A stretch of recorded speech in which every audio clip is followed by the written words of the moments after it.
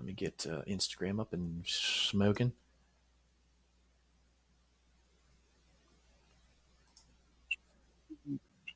We rolling.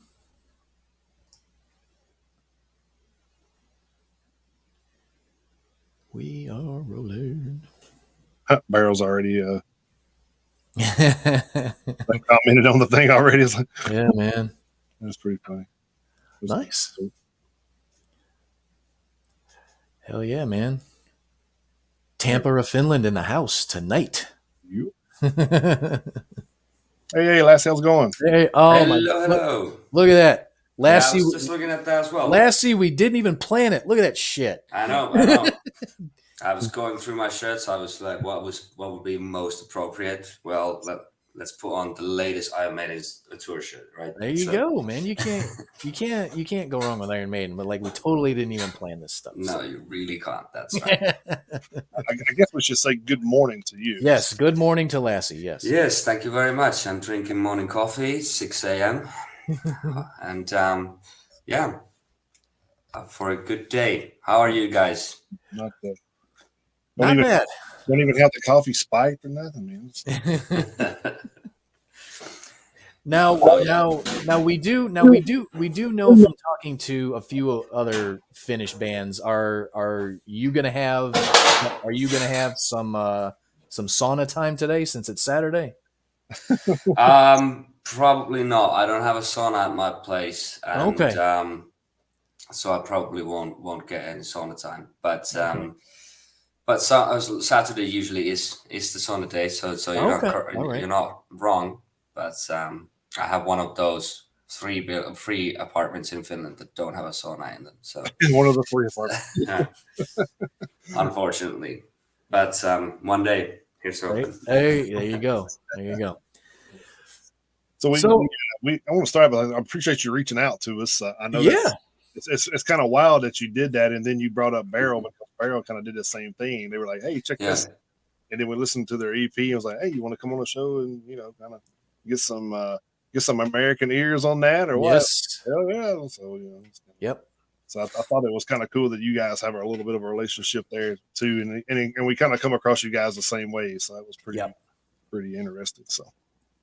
Yeah, I mean, I appreciate you guys having me. And there's actually close connection with us and Barrel as well, because singer from Barrel, Valtteri, was the vocalist for a band called Crimson Day. And then when he left the band, I joined Crimson Day as the vocalist.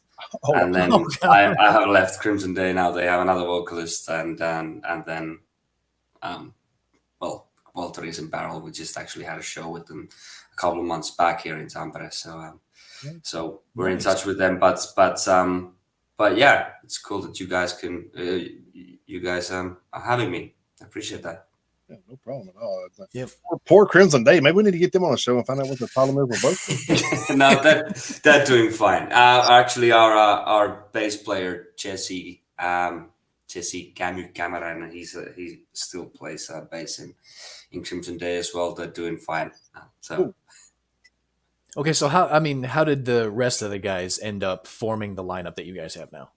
So actually, the other Jesse, who is playing guitar, he played in Crimson Day as well. So we have 3 Crimson Day members in Neverfade. So what happened with Neverfade was that I left Crimson Day in 2019. I moved to Germany with my wife, so I had to leave the band, and then I moved back a couple of years back, and me and both of the Jessies started talking that we should play together again because we enjoyed it back when I was in Crimson Day. And then during my time in Germany, we've all been writing songs on our own for either projects we were working on or something that's just writing songs in general. And we started listening to those demos that we made, and we decided, well, I mean, let's put up a band. Let's find another guitarist, let's find a drummer, find a rehearsal space, and put something together. And it kind of just organically happened that way because we were really good together when we were playing together in Crimson Day. And I mean, the only reason I left that band because I moved to another country, so it's a little bit difficult to then Sure, get to rehearsals in Tampere when you're living in Stuttgart. So right, yeah. so there was no kind of bad blood between me and the band then, and then we decided that hey, we enjoy playing together, so why not continue doing that? So we started doing that and found a drummer, Arti, who is a very long time friend of mine from high school days, and then Yuri, who is a friend of a long time friend of Jesse and acquaintance of mine, and then started playing together. And basically, we did that for the whole of last year. We didn't release anything last year. We didn't play any live shows last year. We just rehearsed together week by week. Just went through all the songs. We wrote an album worth of songs, rehearsed all of those. By the end of the year, we did some demos of those songs and decided now it's time to go live. We went to studio in January to record 2 singles, one of which has just come out. Phantoms in the Wind came out last week, and the other one, Assassin, is coming out in June.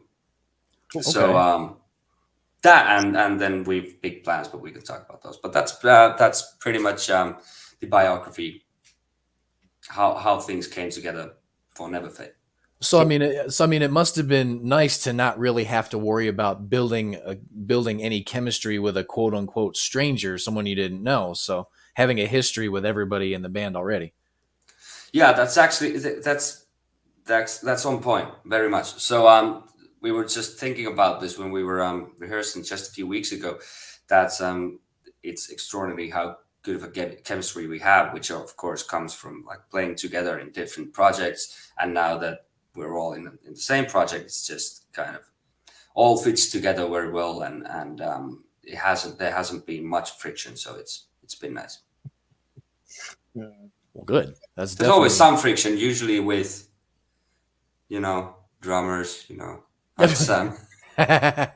Actually, you brought that up. It's kind of wild because we have a band from over in Helsinki that we interviewed last year, year before, I can't remember, but they're having issues trying to find the drummer right now. So.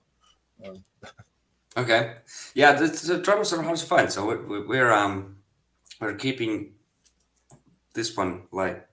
We're not letting him go. So you're saying Artie is chained up somewhere? Yeah. I have a basement. It's a nice basement. It puts the lotion. I was just about to say. Yeah. Artie is very well moisturized. So yes. So how come? I mean, you guys got together in 2022 officially, of course. Knowing all 5 of you like you have. What was the reason for waiting until 24 to put something out? Well, there wasn't really a reason. We just felt like we wanted to get the songs, the whole album full of songs rehearsed as well as we could. And then obviously, I mean, everybody has their lives, sure. Everybody's, has families and work and all of this. So we wanted to finish up doing demos, recording demos of all of the songs on the album. So that took its time. And we didn't want to rush anything. Sure. Okay. Yeah, and that makes sense. Yeah. And then we felt like, okay, well, I mean, let's just take this year easy and let's get our shit together, music wise, rehearse it so that when we hit stages, when we start doing live shows, we know what we're doing. And we wanted to do that from the get-go, and we did. And that's also, I think it's paying out in the sense that we've only played a couple of shows now, and we have a few shows lined up for the rest of the year now. But also in the studio in January, it was very easy to kind of get the tracks laid down because we rehearsed so evenly So So I basically, think it's paid out. so basically, just trying to make sure everything is just ready in general. Just make sure it's done. All your, like you said, all your guys got all your shit together. Everybody felt good about it. So I mean, it's good. It's good to not feel like you have to be in a rush. I'm sure. So Yeah, absolutely. Yeah. So so that was basically it. okay. So you I, talking wa- about I, wa- heading. I Go wanted to ahead, I wanted to take a second and welcome Dana and Amy and Dana and baseball Amy. Yep. there. So Our regulars in the chat. Welcome. So talking about going into the studio, like, do you guys have your own studio? One of you guys have your own studio, or are you, buying studio time?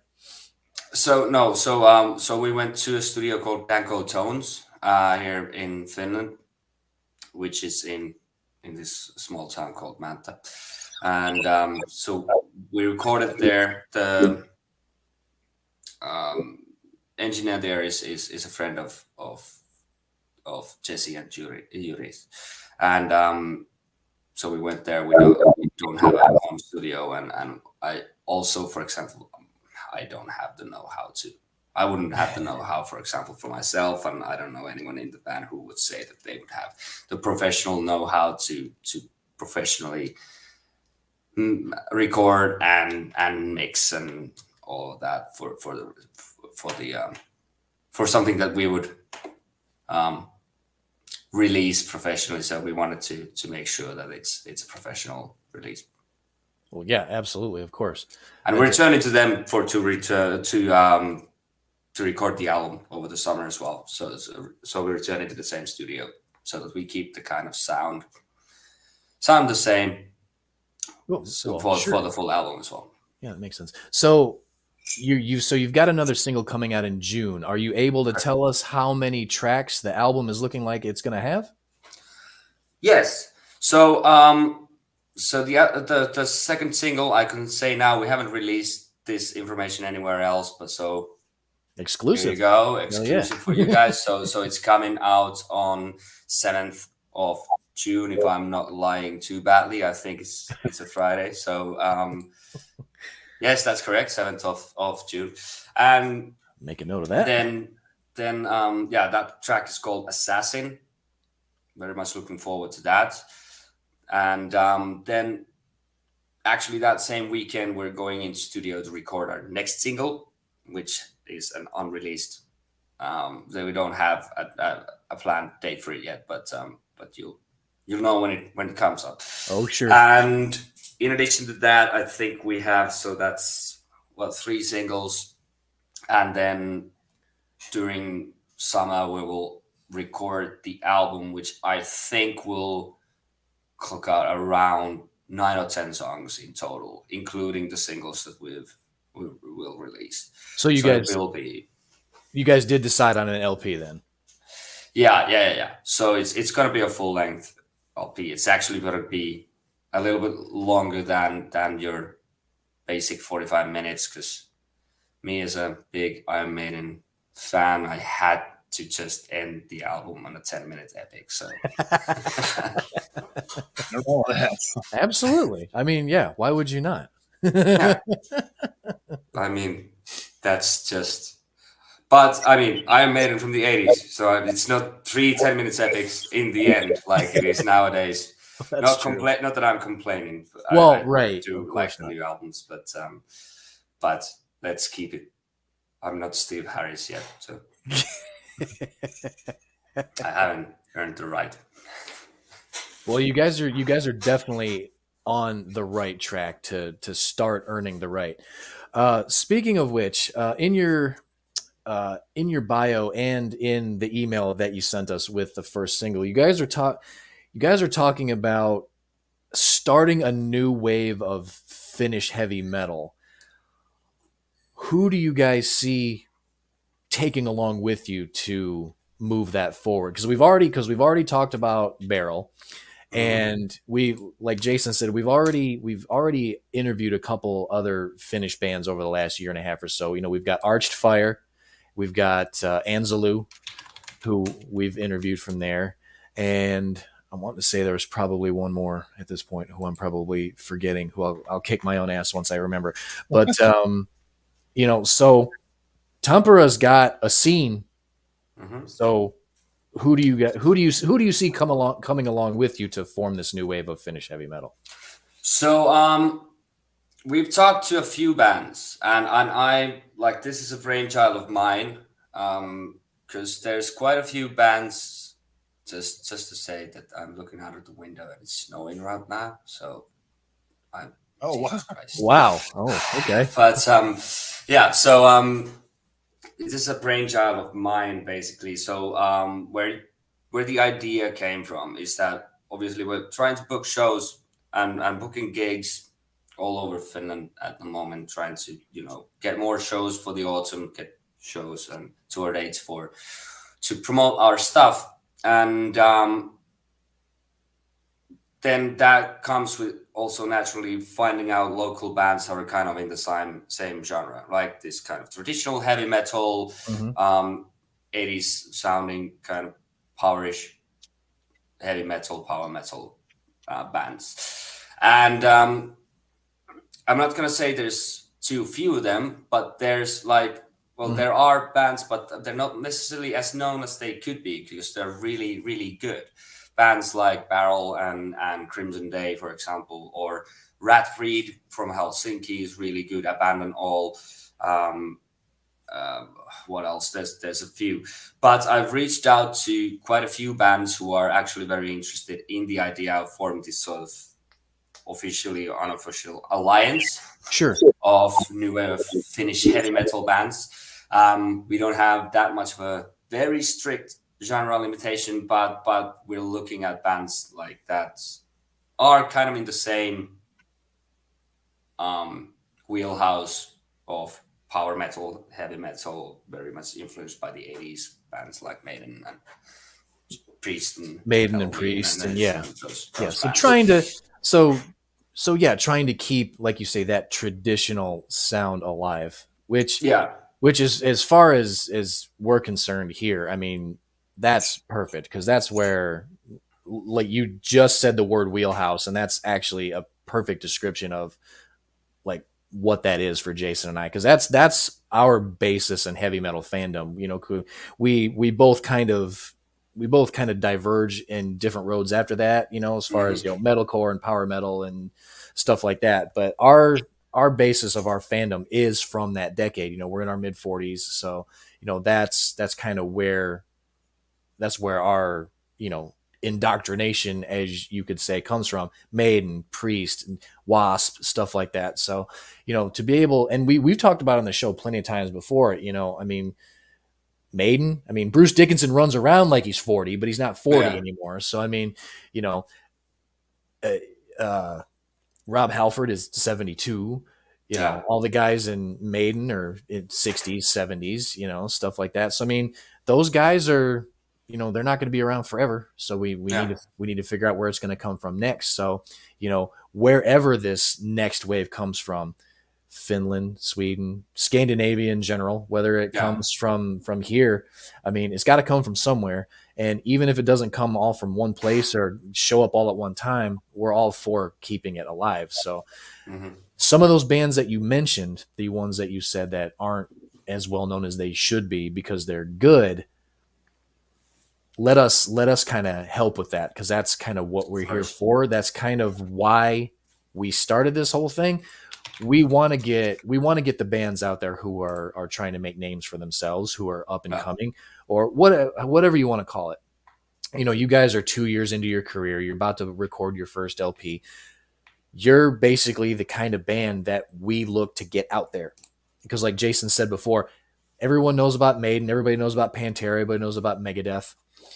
These two bands on the end on my backdrop here, Ashes, Rain, and Eyes of the Living, they're bands from Virginia and the Northeast, respectively, here, that we're trying to do the same thing. So what we're trying to do is we're trying to move heavy metal forward the best we can, considering we're just a couple of guys with regular 9-to-5s, just like everybody else.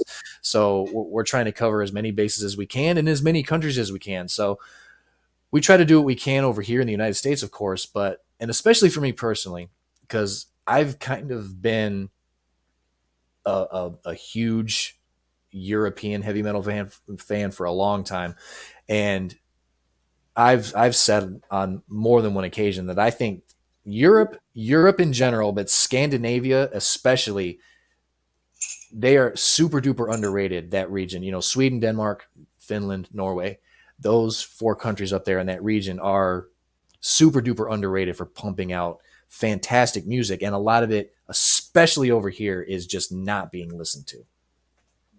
Well, and Yeah. we don't want to be 5-10 years down the road and a Neverfade song comes on, like, oh, the fuck is this? These guys, you know what I mean? Like, and y'all got 3 or 4 albums under your belt already. Right. We would love to be on the front end of that and try to hopefully help give you guys a little push, in the States as well. So yeah. When I've looked at some stuff, I actually looked at somebody earlier. I wish I could remember the name of the band now. I was somebody I just listened to today from the new releases, and I was looking and it said they had like 42,000 listeners in Australia, and I was looking at it, but only like 5,000 of those are actually in Australia from their database on the side there. So that tells me that probably the other 40s.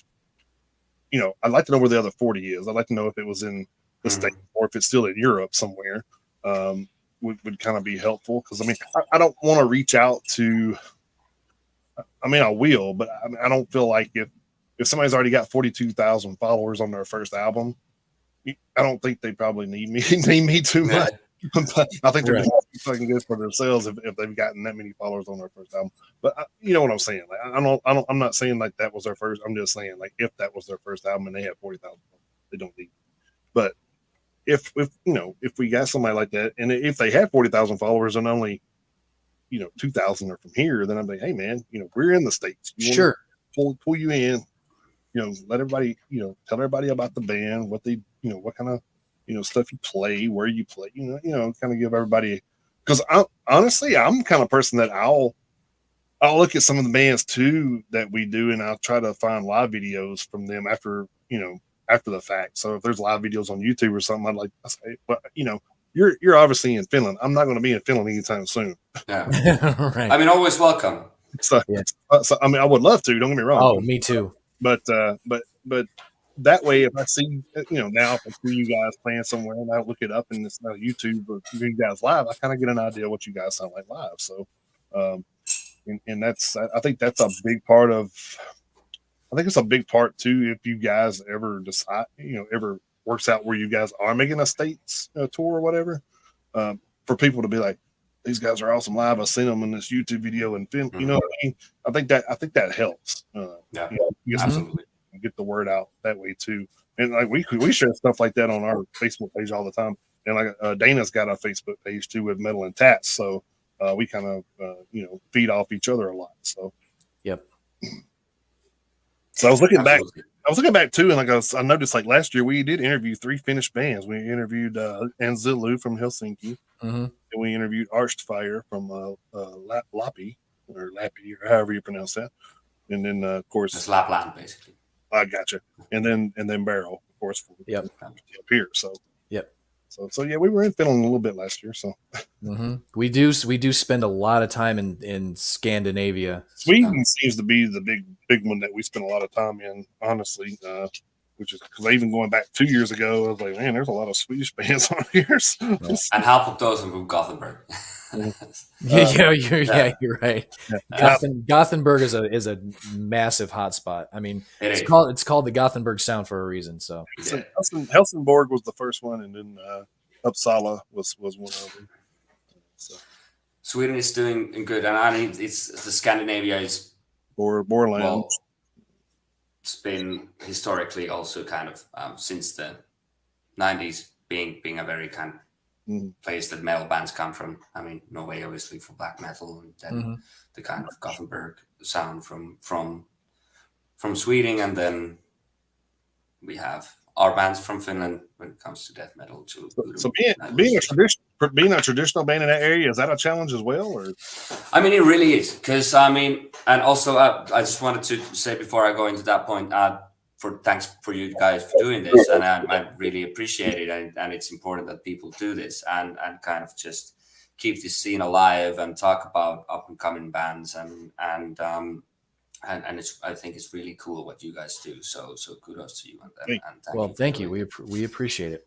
And for sure, I'll talk to the other guys in the alliance to kind of reach out to you guys as well. That Absolutely. They have any new stuff coming up, or even if they don't, that they reach out and maybe have a chat with you guys as well. I seen I'll definitely do that. I see somebody followed the page, so you're welcome to share whatever you guys got coming up on there. So, and we'll be glad to forward it over to the group as well. The group's private, the page is public. So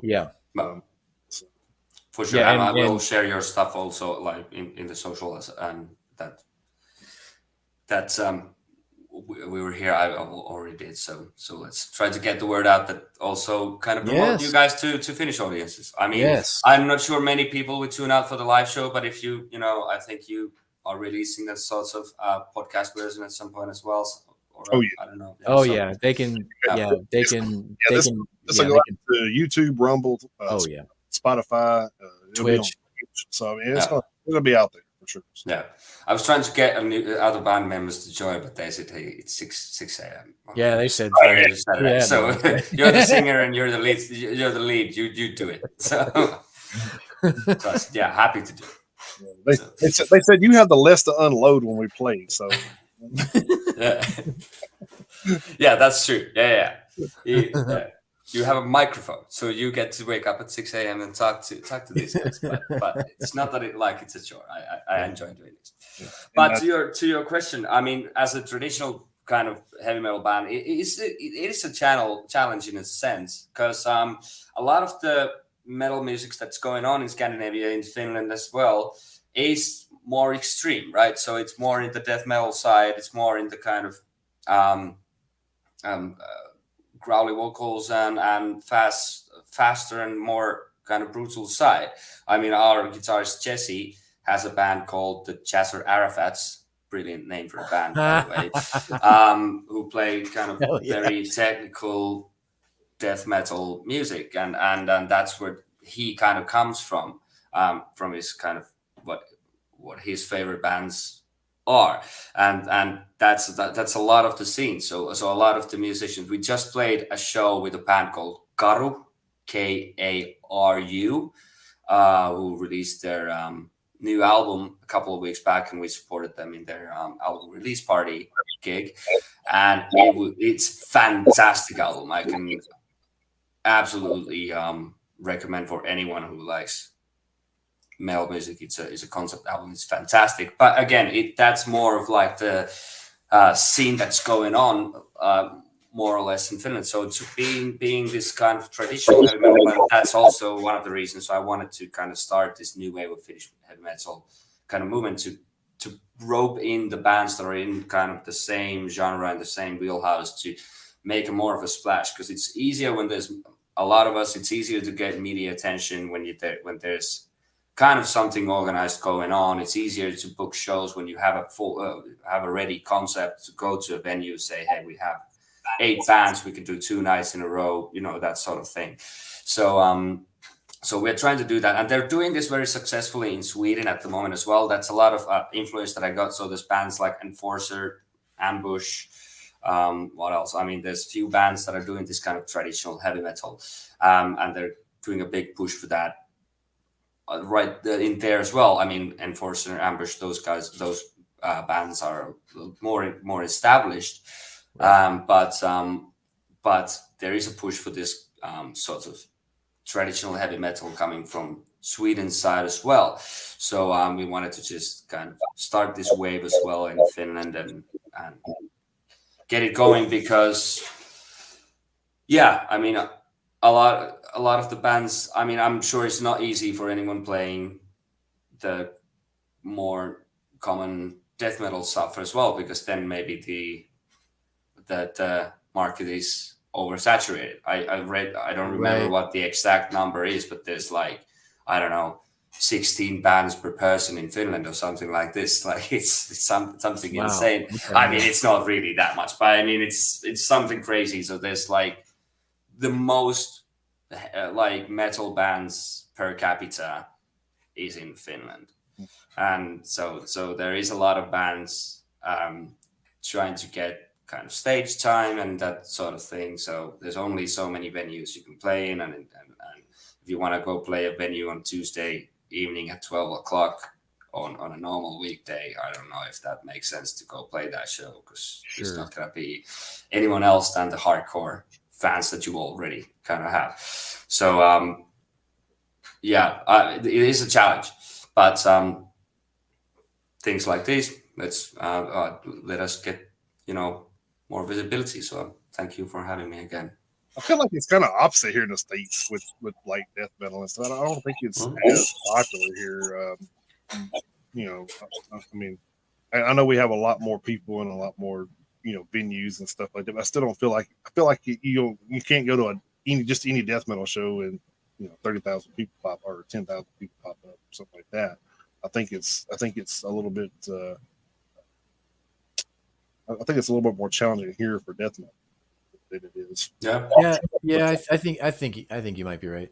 Yeah, I think so. Unless you're talking like a festival situation. Yeah, I think you might be right. Unless you're Cannibal Corpse or Deicide or somebody that's for a long amount of time, it's probably kind of hard to get started. Yeah, like Cataclysm and 6 Feet Under, something like that. Yeah. I mean, of course, when you put things into scales, like you said, there's a lot of more people in the States, right. So it's obviously a lot bigger of an audience. We in Finland, we have 5.6 million people, and that's it. So, and then if you have, 1 pound per capita or something like this, then it's, you're trying to get the audience. But that's also like why we're doing this, so we're not competing for the Finnish market, obviously. Well, we're here for the long haul for all the other markets as well, because I feel like there's, like you mentioned, like it's there needs to be some sort of a new generation, right? Yep. Right. At some point, the bands like Maiden and Priest and those bands are gonna call it quits, and of course, everyone will have the music, right. But in my opinion, it would be a shame if it would just turn into, professional tribute bands playing the songs of those bands rather than having new bands come in and fill the space. So we'll see how that goes. But I just saw Judas Priest over Krakow over Easter, and they're fantastic. Like Rob Halford was still, that guy, I was ecstatic after the show, but also a little bit depressed because I'm a little bit younger than Rob is, and I'm not as good, like not even close. Like, that show was amazing. So if you had the chance to go see them, I think they're touring the US right now. So if you have the chance to go see them, it's fantastic. So and I'm seeing Bruce Dickinson live this summer as well in Tallinn with the solo stuff. So obviously they're still going strong, but they had only so many years in it. So of course. So that was actually like that. That's a really good point that you made. Is that's what happens when that kind of old wave of old bands of the new wave of British heavy metal, once they're gone, who fills the void? Right, because even Saxon just had something come out. They've been around forever, and I know that even the Tigers of Pantang have got something coming out. Either let's see. No, it came. Yeah. It came, they had an album come out today. So really, yeah, I need to check that out. So those that's actually just a live album. Well, still, it's still they're still putting out material in some form or fashion. So you're talking bands that have got 4 and 5 decades under the belt already. So don't forget me, I'm still here. No. Well, Saxon was just opening for Priest in Krakow, and they're still really good.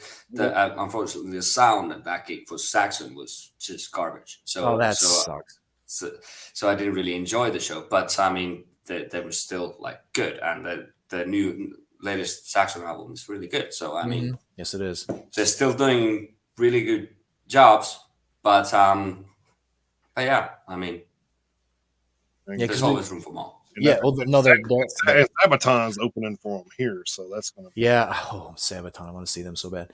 So yeah, they're gonna be in Huntsville on May 7th, which is a Tuesday, which kind of sucks. But yeah, Huntsville, where they're at down in Alabama, they're what was it? We've driven down there before. 45 minutes to an hour. it's about an Oh, hour. it's not too bad. Hour? No, it's not bad. We've been there before, so An hour and 20 minutes from here, I think, something like that. Oh, I didn't think it was that.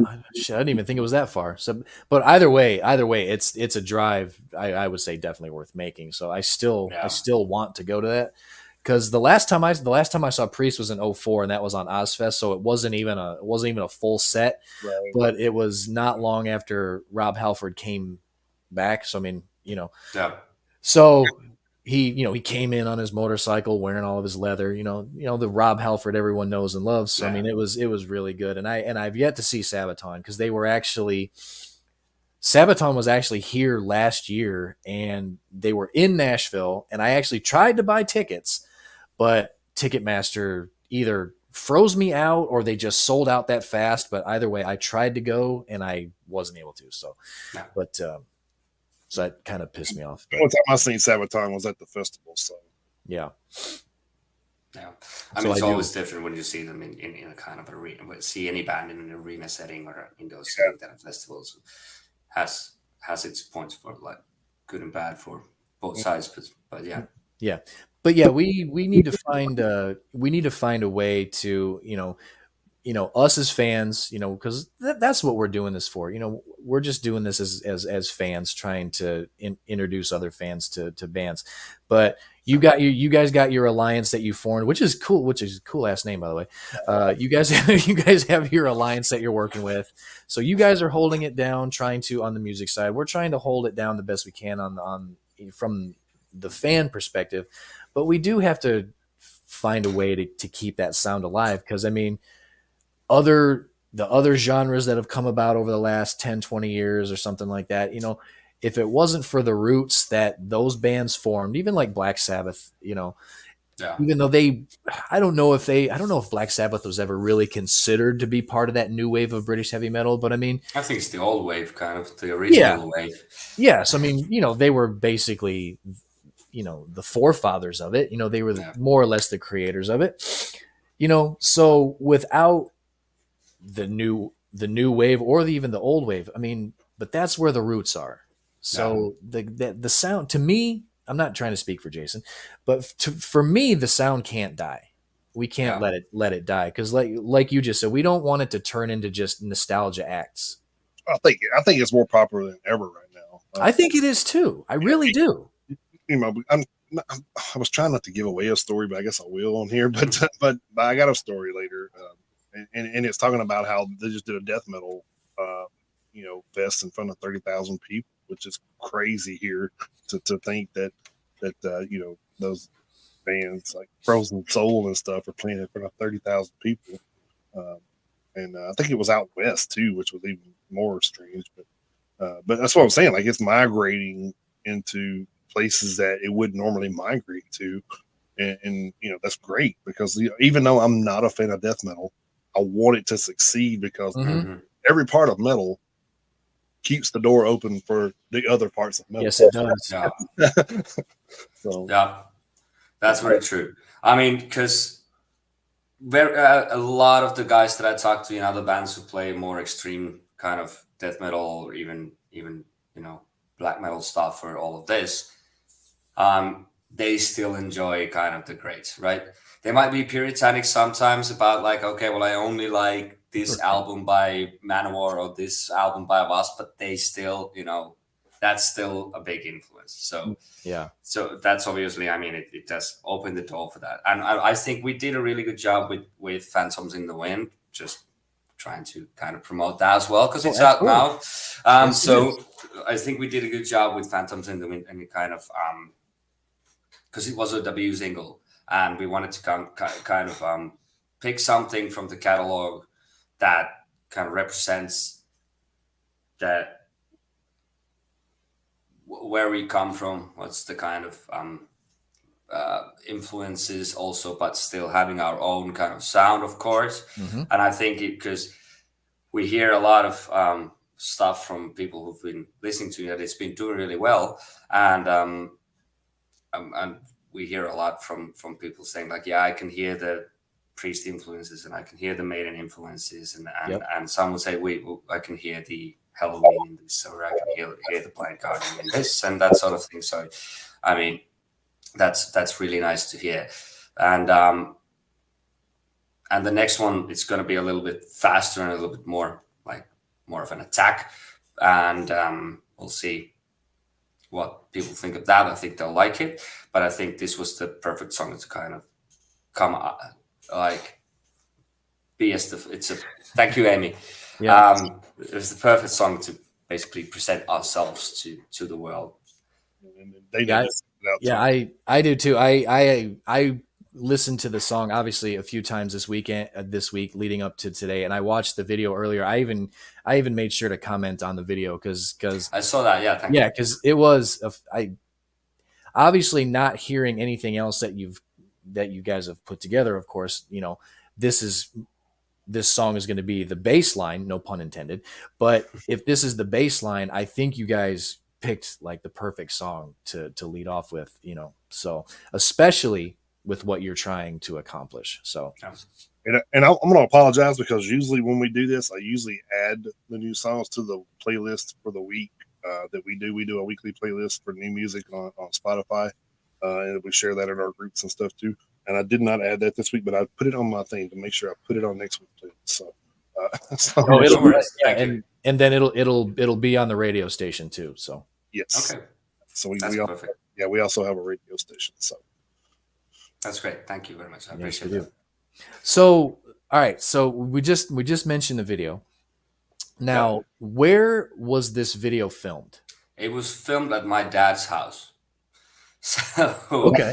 We had no money, like no budget at all, and we were thinking, okay, well, we want to do a video, and where can we film it? So I called my dad. I said, Dad, we're gonna use your house, because I had a kind of this idea that, okay, well, if we don't have money, let's make it look like we don't have any money. Let's not try to make it look like that we try to do something professional with no money, because then it just ends up looking like crap. So let's lean into the fact that we have zero budget, and just get my parents' house or my dad's house to film the location. I had some kind of a vague idea of a plot that maybe comes out of the video, maybe it doesn't.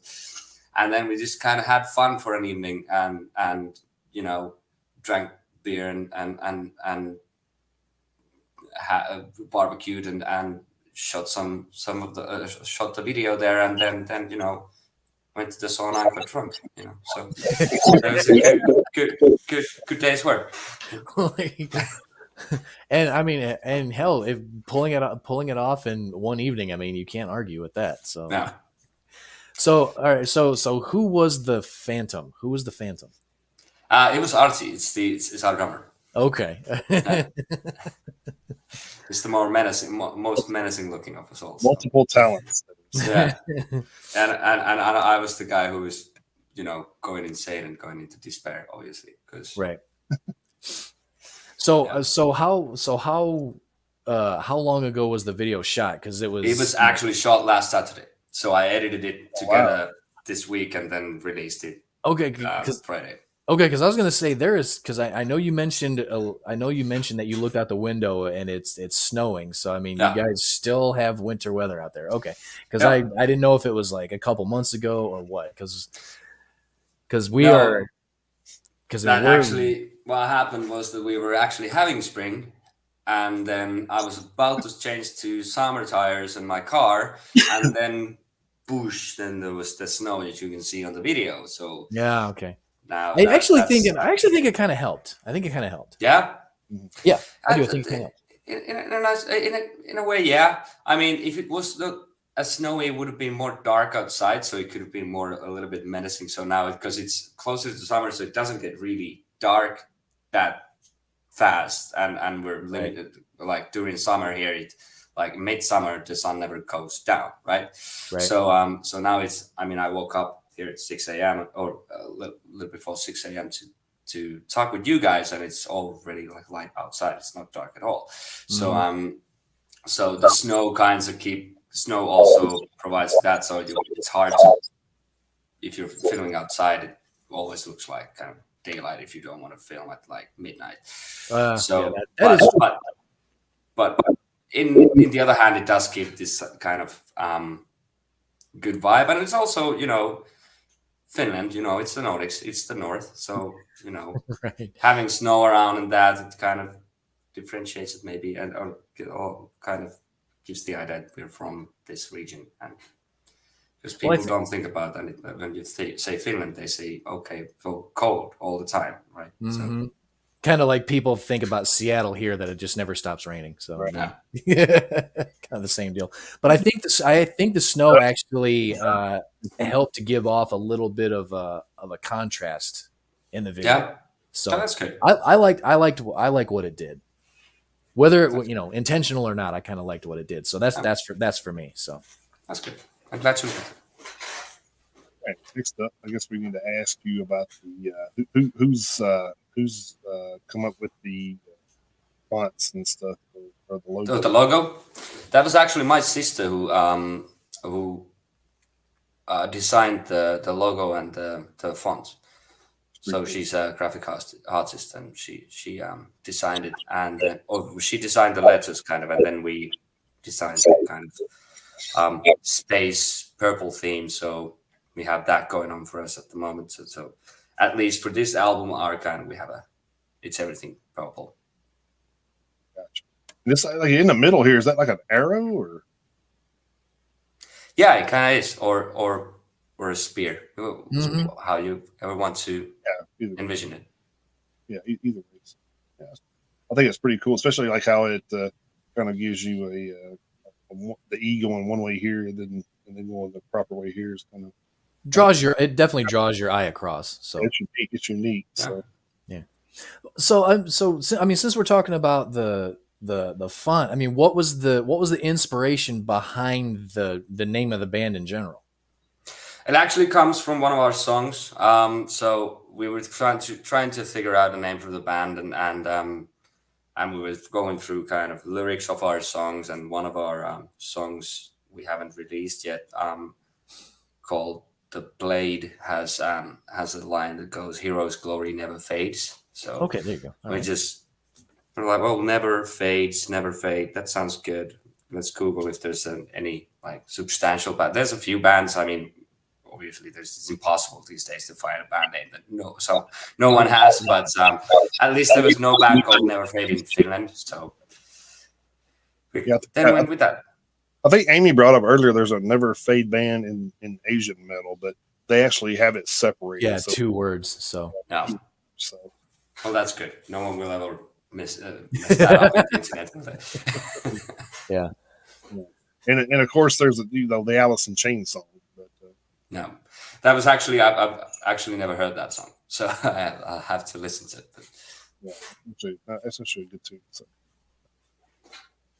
But yeah, I mean, that was kind of the inspiration for the name, and then I was doodling away on my own, and then I'm not good, so I enlisted the help of my sister. Can you maybe, I have these kind of ideas, can you maybe do a bit of a logo and a font for full name, and then just abbreviation, the NF, and she came up with that, and we're really happy with it.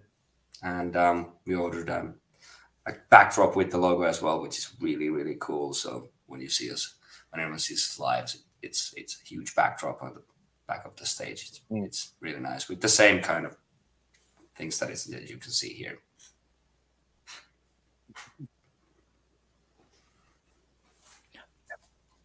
Very nice. All right, so I know you guys haven't been together very long, so it's kind of you may have to go back Days to pull something out of your memories here. But we always like to hear any kind of stories that stood out with you guys as far as funny road story or something crazy happened Yes. that stood out or Well, maybe the funniest story I can say, if I remember this correctly, someone from the band from Crimson Day is gonna come back to me and say that's not how it went. But this is how I remember it. Don't then facts be damned. So when I was still in Crimson Day, we were touring quite a bit, and so it kind of ties into obviously to Neverfade. Like I said in the beginning, we have members from Crimson Day. Jesse, our guitarist, was still in Crimson Day at that time, and Jesse Ganu, who we call him, our bass player, who was still in Crimson Day, was obviously in the band at the time as well. And we were doing a tour of the Baltics. So we were doing Estonia, Lithuania, and Latvia. A few shows there. And first of all, the whole tour was a disaster. Like we paid this guy from, I think he was from Latvia, to kind of arrange it. And then we get to the first venue and they had no idea who we were. Like he just said that, hey, go to this place on this date and you will have everything. You'll have a place to stay in. You'll get food. There's going to be a local band supporting you. And let's just get there. And we went to the venue and they were like, who are you? Like, what is going on? We're supposed to play tonight. And they had no idea. So, and there was no accommodation. Nothing was kind of sorted.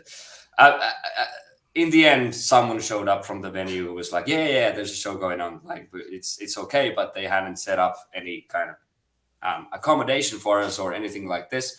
So we ended up, like, we were like, what are we going to do? We can't sleep in the van because it's full of equipment and we can't sleep in the bar, obviously. What are we going to do? And the nice people from the bar helped us to get accommodation for free at the local, like, student dorms or something.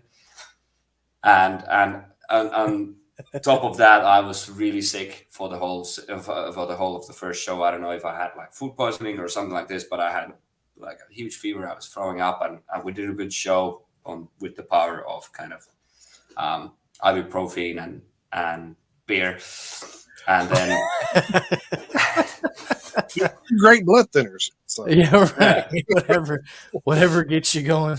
Yeah, I was 24 at the time or something, like 25 at the time. So, still, I wouldn't do that again now. I would probably try to just keep to the ibuprofen. But yeah, that kind of tour didn't start too well, let's say. And but I think the weirdest show of that tour was we got to a very small town.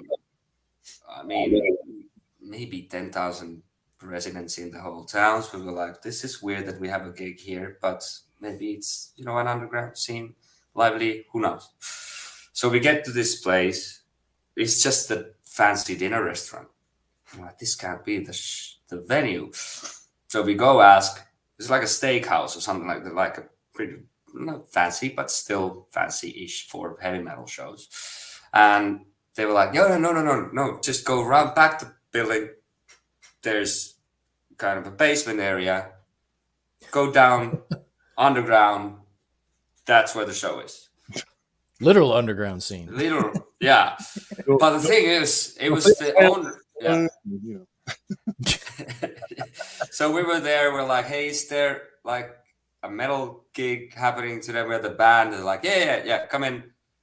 So if I remember this correctly, the guy who owned the restaurant upstairs, I used this place as his kind of personal, like, just after hours clubhouse for him and his friends.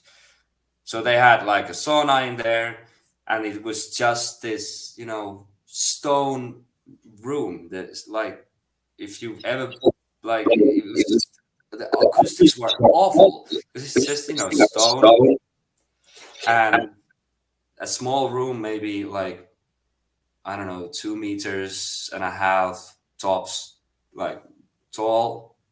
That is small. So and just like it fit like maybe 15 people tops. It wasn't like an open bar like place. It was just this private club of this guy, and he had ordered us to come play because his daughter had her 12th year birthday or something, and he wanted a metal band to play in that child's birthday party. So we started playing, and there's this line of like 12-year-old girls looking at us. We start playing metal music. They're like, "This is too loud." They fucked off. And then the guys were like, "Yeah, nice birthday party for the girls who don't enjoy this at all." And then we played our show. It just sounded awful, and they had arranged this like a really nice apartment next to the building. They were like, "Do you want to stay, go to the sauna, get drunk, smoke some weed?" We're like, "Yeah, sure, let's do that, all of that." And we did that. So we played at a little girl's birthday party during that tour. So that's probably the weirdest thing I've ever done. Yeah, that would be kind of strange to be playing in all these clothes, and then you're right. Yeah. Yeah. And the sound was just bouncing off the walls. I bet it was. Yeah, I bet. So, but I mean, so where'd you play? I played at Quinceañera and bar mitzvah this week. Right. Yeah. I mean, yeah. I mean, doing the birthday scene. Yeah. And it wasn't like even that the girl liked the music. That's what I like, but always just that, like, what was like if they would ask us to come because she found us like online, like, "This is a good band that I like, can you get this band for my birthday?" Then I would get that. But no, it was like, we have this birthday party for this 12-year-old girl, and what did I book for it? We booked a Finnish metal band to play in that. Like, this is just some real weird thinking. At least you guys got paid though, right? I mean, we did, yeah. That was one of the few gigs that we actually had like a fixed fee. The other ones were, we got the money from the tickets, and the rest of the tour was fine. So just a rough start, and then this weird, absurd birthday party in the middle of it. But then the rest of it was really fine. There's a really nice club in Kaunas in Latvia called Lemmy Club, which is just an homage to Lemmy Kilmister. It's a really, really nice place. Yeah. So if you're ever in Latvia, I highly recommend that place. So how long ago was that again that you signed up for that happened? I want to say 2018, 2017, something like this. It was like her 14th birthday party, is that what you said? I think you said 12. 12, I think 12, yeah. If I remember correctly. Might be wrong, but there's no one to correct me, so let's say 12. We're going to go with 12. All right, that's fine. That works. That makes it funnier. You might have to wait 8 more years, but you're going to be playing somewhere, and somewhere else going to come and go, "Oh, you played at my birthday party." Yeah, that might be true. Yeah. Now, see, that would be a funny goddamn story. It's like, you remember when you were playing in that basement, and yeah, that was my birthday party. Yeah. Oh yeah. I decided I really like you all these years later. Yes, I'm a fan now. So yeah. I mean, during my formative years, you made a core memory. That's right. Singing in this awful basement. Right. Yeah. Oh man. Of course, that's actually the kind of small world thing that could actually happen. Yeah. It actually really could. Yeah. We just need to figure out where we were playing and try to book another show there. Right. So speaking of the shows you have booked going forward, are you branching out at all, or are they still just there in Finland? Just now in Finland for now. We're planning on something that we're going to try and get kind of a mini tour going with a band from Tallinn, from Estonia, so that we would do a date in Helsinki and then a date in Tallinn. Let's see what happens next year. So next year we'll see. Obviously, the album we don't have a release date yet, but somewhere around maybe November, December, we'll see. But that's kind of the plan. So end of year release for the full album. So obviously it would be nice to get out and go to a few shows in maybe Sweden and a few in Germany as well. Yeah. But obviously, it's hard to get away when everyone has has their 9 to 5s and all of Oh, of this. course. But we'll try our best. So anyone who might be listening or watching me in anywhere else in Finland, we'll try our best. But unfortunately, probably the States will be a little bit far off Yeah. now. So, Oh yeah, sure. Yeah, no, that makes total sense. I mean, logistics are just becoming more and more of a nightmare. I mean, everywhere. yeah. So I mean, we've brought this up on the show. I can't remember how long ago it was, but I mean, even Anthrax had to cancel a tour over there because they just couldn't find transportation to get around from show to show. So I mean, that just goes to show you, I mean, how much of a pain in the ass it's been. Yeah, I mean, I think it's getting better now because there was a huge boom. I was talking to I don't remember who it was, but maybe it's someone from Battle Beast. Don't remember. But I was talking to someone, and they were saying that like after the COVID thing, like when things started opening up, everyone had canceled all the tours during COVID, obviously, and then everyone wanted to get back on stage, back on tour at the same time. Usually, That's true. you know, coincides. Like, so some bands are touring this year, and then the other ones are touring the next year, and usually it kind of evens out. But after COVID, everyone was on tour at the same time, so all the kind of the companies doing all the logistics were fucked because there was too much bands going around. There was not enough equipment, not enough roadies, Right.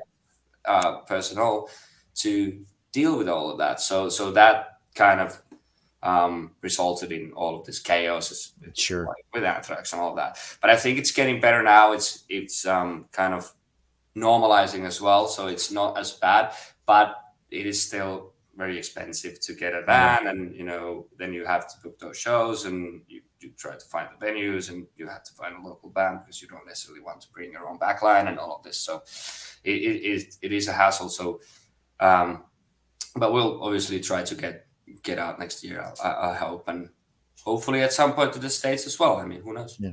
I think I read somewhere too. I have to go back and look, but I think I remember them saying too that when in that Anthrax story that it was one of their companies that they always use as a backup, and I think they actually went under during COVID. So, see, there you go. Yeah. So that they got there and there was only the one company and they were booked solid because Right. there was no other backup company. Mm-hmm. No. Well, the one they use. I'm sure there's other companies. It's just the one they use. But they were saying like how that company was probably doing about 30% of the shows because of course the bigger company's doing the majority of them, but that one was kind of a an up and coming company. So it was kind of like one of those that was really they were really dependent on that company when they went over there. So with it going up, and hopefully they've gotten some other newer startups over there maybe. But that was such a weird time back then. God, that was such a weird time. But you mentioned Battle Beast though. I mean, Nora's got a great voice. I mean, that would be a cool band to go out with. Yeah. Don't want to be name dropping too much, but like I know her from like other things, and she's a really nice person. She's amazing. And obviously she has she has an amazing voice, obviously, and she's also a great person. So just shout out to Nora. Yeah. Oh yeah, I mean, that's awesome. There's nothing wrong with doing like a little bit of a hey, I know her. There's nothing wrong with that at all. No. It's crazy to think that some of these people, like I've met some bands over here, me and Chris have met some together that they're just so humble, man. Just like they're, even with the stardom that they have, I mean, they're just kind of, they're just like, hey man, what's up?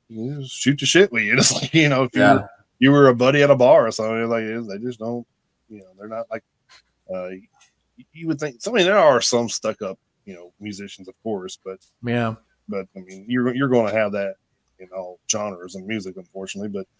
But yeah, they're just to see some of these bands, and you just like it's like, damn, they really just want to walk out here? Like, wow, okay. Yeah, they're just standing around hanging out. Yeah. And I think one of my favorites is LeJon Witherspoon from Seven Dust, because he'll just be like, okay, who's got the weed? I'll be out there in a minute. And soon enough, you'll see him walking the crowd smoking weed with somebody. I'm like, what the fuck? That's crazy. But yeah, I mean, it's just like crazy to see, bands that's been out 20, 30 years out doing stuff like that. But it's pretty awesome to see it though, in the same time. So yeah. Yeah, and I heard from actually, I think it was Nora who told me that the first time they played, or one of the times that they played Wacken, and she met Rob Halford backstage, and she was kind of speechless because this obviously then a big hero of hers, and then Rob was just the nicest guy, like just like, hey, I love your music. That makes a difference. Like, they always say don't meet your heroes, but I think it's like, maybe don't. I think with Halford you should, because like if you ever read his books like Confess and then the biblical, you can get the idea that he's a really humble, like down to earth person. I don't know about Bruce Dickinson if I would like to meet him, because you hear some horror stories about. Well, he likes to, he likes his privacy at least. So. Well, he likes his privacy. There's nothing wrong with that. Yeah, but there's he's called a couple people cunts during shows and stuff like that. So I mean, he has his moments. If he's in Australia, that's a compliment, though. So I mean, well, that is true. That's true. Yeah, that is true. Yeah, our friends in Hidden Intent know all about that. I mean, they throw that word around, but yeah, that's hilarious here. Yeah. Now I saw something before the show. I saw where you guys started to follow us on Instagram. We followed back. So I mean, I went and checked it out. I saw a post where Jesse was showing off some new merch. Mm-hmm. Yeah, we actually got those this week. So we have new merch. It's only patches for now. We're getting t-shirts later on. But we have patches on sale. That's €5 a piece. So down the conversion, pretty much $5 or something like that. Yeah, it is pretty close at this point. Yeah. So so Neverfade patches are available. We don't have an online shop set up quite yet. So anyone who wants to, I'll send you guys a couple if I can. Well, just mail you guys just as a thank you for this. But, absolutely, man. That's fantastic. Throw it on my metal vest. So. I actually have to. I got to start one. I don't have one. I need to start. Yeah, you should. Obviously, I do. I need to start one. I don't have one yet. So there's the first patch for you. So. Hell yeah! right there. Damn straight. And but yeah, those are available, and then t-shirts are coming for the summer and or during summer, and other merch we'll see what we'll get, but some patches just came in this week, so we're really excited about that. So for now, ordering, for anyone who wants to order, just DM us in Instagram or Facebook or email us, and we'll get it sorted. And then you can go to their email and book Neverfade for your next party. Yeah, let's do that. Yeah. Exclusively only those. Will be known as the new wave of Finnish heavy metal birthday party bands. Could be worse. It's very niche and there's no audience, but there's no one else doing it. Damn straight. And like you say, you got a flat fee negotiated before you show up. Yeah, cigarette lighters, people holding up birthday candles. Yeah. It's like that guy's got a 2. What is he doing? Perfect. I love how like organic these stories just come up, and like we tend to have something happen throughout the show that sticks with us with a lot of these bands that we talk to, and it's so that's probably going to be one of our ongoing jokes here. So yep, is the birthday, the metal birthday, heavy metal birthday. Yeah. Damn right. With 15 people in a stone block basement. So. Shit, I'm about to be 46 in July. I'll have a heavy metal birthday. I don't care. Someone can show up and play in my garage. I don't give a damn. Why not? Yeah. Like so where else can anybody find your stuff? Is it just like you have like a Bandcamp or anything like that? Or so we do. Well, the Bandcamp is still under construction, so I'll need to get around to that. And well, anywhere else. So we're actually working with a company called Surricate Music, who is they're a digital kind of a promotion company. led by this guy Patrick Walsh, who is a long-time professional in the music industry. He used to work in Nuclear Blast in the digital marketing side with like super big names like Slayer and Sabaton and In Flames and like big bands. And now he has his own record company, Noble Demon, and or record label, Noble Demon, and is running this digital marketing agency, Surricate Music, that we're working with. So they're kind of doing a lot of the getting our songs in different playlists and doing all of this kind of pitching and a lot some of marketing in like doing our ads in for YouTube marketing and all of this stuff. So we're working together with them and I think about part of how, because it's been a really successful debut single. When you just look at the numbers, it's been really successful, and we're very happy about that. But some of the thanks goes to Patrick at Surricate Music. So they've made sure that you can find our single pretty much anywhere. So Apple Music, Deezer, Spotify. Well, now YouTube, you have two versions. You have the lyric version and the official music video version. And what else there is? I mean, pretty much anywhere. Definitely all the major streaming services and all that. Tidal as well, and Amazon Music, and yeah.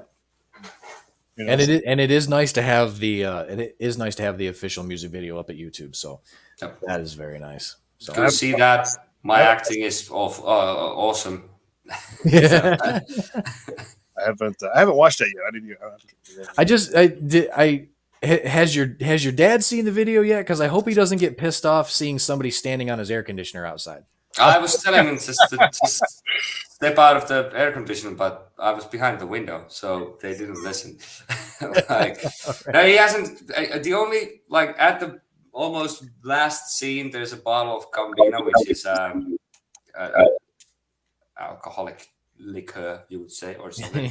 And because we wanted a bottle of something for the shot, and we didn't have anything else than beer, and I wanted, well, beer doesn't really cut it, so I raided my dad's liquor cabinet. And the only thing my dad says is that's my bottle, and you drank from it. Like, that's the only thing he said. So I think he just that was his main concern. They came here and drank my booze. Well, it's like, that's Dad, I'm gonna be famous one day and I'll buy you a case. Yeah. Right, yeah. Chill, dude. Yeah. And it's not any good stuff either. It's not like the expensive stuff. I don't know why. Oh, well, see, there you go. You go down to the petrol station and get him some more. So So you also find their stuff on neverfade.fi. Yep. So make sure you check that out as well. Yep. Yeah, all the latest tour dates are there as well.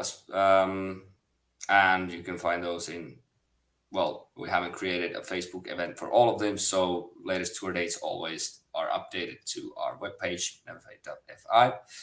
And obviously, Facebook events we'll be creating. We have the next show is in Tampere in July, then it's a show in Helsinki, Tampere again, and then we'll try to do the Tallinn, Finland tour, and then we'll see what happens. But especially now with the new wave of Finnish heavy metal stuff, hopefully we'll get some good stuff going on for the rest of the year. Hell yeah.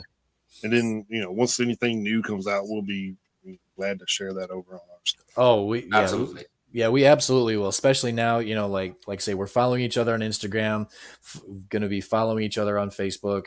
If we aren't already, I will make sure I double check that because I thought we were. I know that you.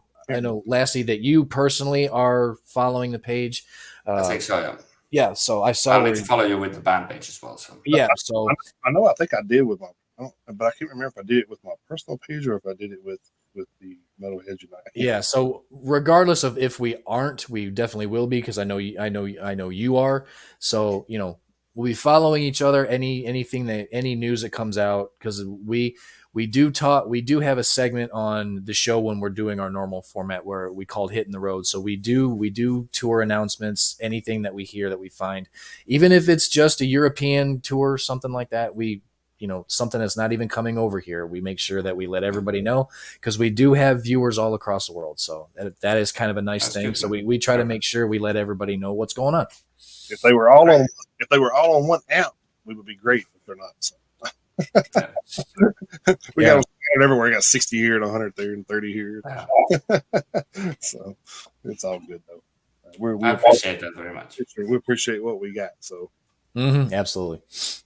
Guys, I hate to cut it short, but I think I need to go get a couple more hours of sleep. That's totally fine. So thank you very much for the conversation. I enjoyed it a lot.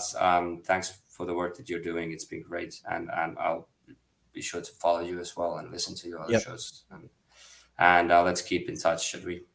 Oh, absolutely. Next time we do this, we'll set it up for a Saturday morning here. That way you guys can all spend a Saturday evening together. Yeah. Sounds good. All right. Appreciate it out. Thanks, guys. Take care. Enjoy your weekend. Take care. You too. Bye-bye. Lassie Landstrom, lead singer of Neverfade, everyone. Check out their new video. For their debut single, Phantoms in the Wind. Now it's on YouTube, it's on Spotify. It's like Lassie said, it's pretty much everywhere. If you want to find it, to listen to it, or even watch the video, you can find it. You really don't have any excuse not to check it out if you are so inclined. All right. And I'm telling you what, man, I'm all in on these new waves of Finnish heavy metal, British. I'm all in on these new waves, man. They got to come from somewhere. Right. Somebody's got to take the initiative. So. Yeah. And I because I love that he's working on that. Yeah. I really do. That just shows the passion that they have with involved in what they do. So yeah. To kind of re-innovate, the scene, especially over there where we talked about how it's a little bit rough to do with traditional metal, and you're in a black metal and the death metal type country. So it's kind of well, see, it's kind of a catch-22 for them, because over there, like you said, it's predominantly extreme. Whether it's death metal, black metal, whatever subgenre you want to call it, that's kind of the bread and butter over there. So it's kind of sucks because it having to stand out when that's the predominant subgenre, but at the same time, you're still kind of doing something different. So if somebody is looking for something different or just something new, because I mean, I'm sure like the black and death metal fans over there, they're probably not just going to, I'm not listening to, Amorphous or Ensiferum or anything like that. They're not listening to them anymore. They get turned on to something new, and they don't give up on one, but they just bring a new part in. So them to be able to stand up and be like, hey, this is something a little different, but I am like right in your backyard. So, I mean, you can't even come see me play if you want, go to Helsinki or Tampere or whatever, so they're there. All right. So thanks again to Lassie Landstrom from Neverfade for joining us, and we will cut it for the Spotify side, I guess, and then we'll give a few moments there and then kick back in the regular show. And if anybody on Spotify wants to catch that, you can watch that on YouTube, our Facebook page, or Twitch, Twitter, Rumble, wherever you like to get the updated news there. If you want to do that. Anybody watching live on Twitch or X or Instagram or YouTube, just give us a quick little gap here. That way we can edit the interview part separate from the show part. So just give us a few seconds, and we're not going anywhere. We're going to pick up with the regular show. So. All right.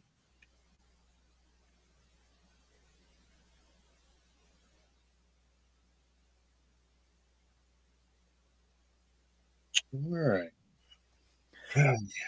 So before we get into the regular show, we had a question on YouTube in the chat from Dr. Dino 2077, who said, "What's up, guys? What is this about?"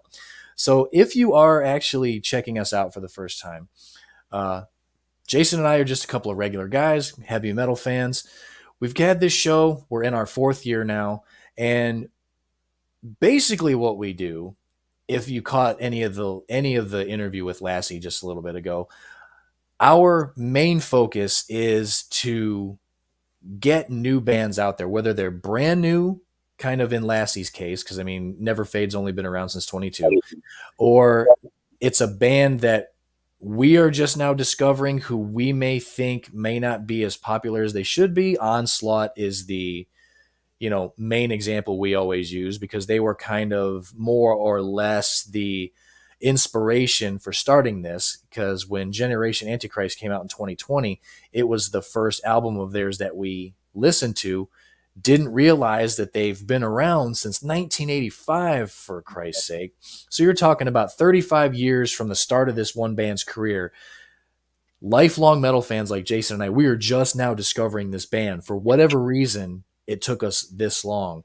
So it was kind of like, if it's taking metal fans like us so long to discover a band like this, how many people like us, or even casual metalheads who are maybe trying to get into the genre, are not getting access or just notifications that bands like that are even, having music come out. So we've kind of used that as the backbone for the show. Now, obviously, when we do the regular show, what we're about to do, we do news of the week, we do birthdays, we have our hit in the road, our theme of the week, our album reviews. So, the household names, the Maidens, the Panteras, the Megadeths, the Metallicas, the Static X's, and so on and so forth. We talk about them, of course, because they're, we're fans of those bands. But as far as our interviews go, every Friday when the new music comes out, we pick a band to listen to. And if we like the new album, we reach out. And sometimes we get responses, sometimes we don't. In the case of Neverfade, they kind of headhunted us on our email. They sent us an email. However they found it, I have no idea. I guess we probably should have asked Lassie that. So we have no idea how they even found us. Probably through Beryl, because Beryl was on the show not too long ago. So of course, they did the same thing though. So they did the same thing. They found us. So they found us. They sent us their new single. We liked it. We invited them on, and the rest is history, of course. So we are looking for what we think could be the next big thing, whether it's in thrash metal, traditional heavy metal, metalcore, what have you, whatever it is, the next big thing. That's what we're trying to do. So Dr. Dino, to basically answer your question, that's what we do here. So hopefully you're still watching. If you are, thank you for watching, and we hope you're enjoying what you've seen and heard so far. So that's the Metalheads Unite podcast in a nutshell. That's the long summary. Yeah. Yes. Anyway, I guess we will transition over back into our normal stuff here. We tend to do that when the interviews are a little bit shorter. So yeah, we tend to still want to keep you guys informed as much as possible. Now, if we talk to somebody like Rick Jimenez from Extinction AD, we know the show's going to go 2.5, 3 hours. We already so we're not going to put another 2 hours into it. So no, we aren't. No.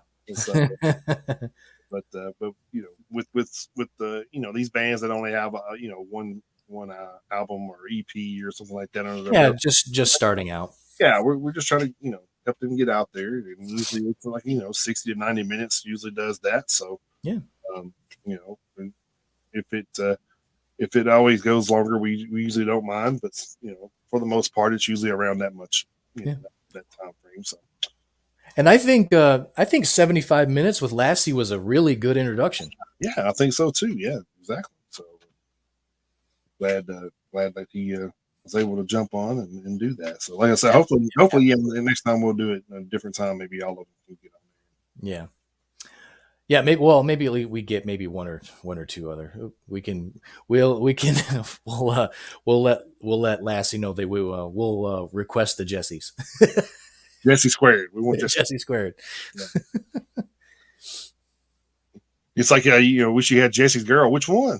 Right. Yeah. Anyway, we'll kick off like birthdays like we usually do from the 20th through the 26th, which is today.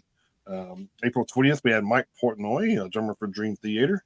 April 21st, we had Jury Only, Basis for the Misfits. And I'm going to kill this name because it is from Nightwish, so I apologize in advance. I'm going to say Yuka Nevalainen, drummer for Nightwish from 97 to 2014. Not sure if that was pronounced right, but that was pretty good. I think you got it pretty close. Maybe I'm getting better at this. We had Christian CC Coma, drummer for the Black Belt Brides. April 22nd, we had Shavo. You never do theirs either. Adajan, bassist for System of a Down. I think it's the two D's that always throw me off with his names. Then Aaron Fink, guitarist for Breaking Benjamin from 2002 to 2011. We had Daniel Johns, singer and guitarist for Silverchair, which that to me that was like when we grew up, that was supposed to be the next big thing, and then they kind of fizzled out for some reason. I don't know. I can't remember what happened there, but yeah, they were kind of like you say, they were the next one supposedly. They're supposed to be like the next big Nirvana or something, and then kind of went. Anyway. David Vincent, vocalist and bassist for Morbid Angel and Ultimus. And then April 23rd, we had Steve Clark, guitarist for Def Leppard, who unfortunately passed away in 1991. And then we have Brent Muscat, guitarist for Faster Pussycat. Little hair metal love there. So April 24th, we had Jet Blades, bassist for Damn Yankees and Night Ranger. Billy Gold, bassist for Faith No More. Joey Vera, bassist for Armored Saint, Fate's Warning, and Merciful Fate. So he's definitely been around some huge bands. Brian Marshall, bassist for Creed and Alter Bridge. Kellen Quinn, singer and keyboardist for Sleeping Sirens. April 25th, we have Ben Johnston, drummer and singer for Biffy Clyro. April 26th, we had John Karabi, guitarist and vocalist for Motley Crue from 92 to 96, and Dana Horn's new best friend. I was about to say. Darren Mooney, a session drummer for Primal Scream and Gary Moore. We had Joy Jordanson, drummer for Slipknot from 95 to 2013. And we all know, of course, he passed away in 2021. And then we had Yanni Werman, keyboardist for Children of Bodom. That was the birthdays I had. I don't know if you had anything that I didn't mention. I didn't actually. So I pretty much got everything covered. All right. Birthday to those, and if anybody listening out there had a birthday, happy birthday to you as well. That's right. Slide into some news of the week here. Yep, and we are gonna shift gears to start off here. Unfortunately, this is one that Jason brought up at the very, very end of the show last week. This was one that I hadn't seen before the show started. So, but like I say, we are not the Grammys. We try to cover every passing. So leading off this week over at blabbermouth.net, this was on multiple outlets, but Blabbermouth seemed to have the most comprehensive, so I went with them. Singer Eddie Sutton, real name Edward Anthony Pomponio, of the legendary New York hardcore metal act Leeway, has died 4 years after he was diagnosed with cancer. He was 59 years old. Earlier today, of course, this was on the 20th. Like I say, this came out very, very late in the show last week. So earlier today, Eddie's Instagram page was updated with the following message, quote, Edward Anthony Pomponio passed 4/19/24 peacefully in his sleep.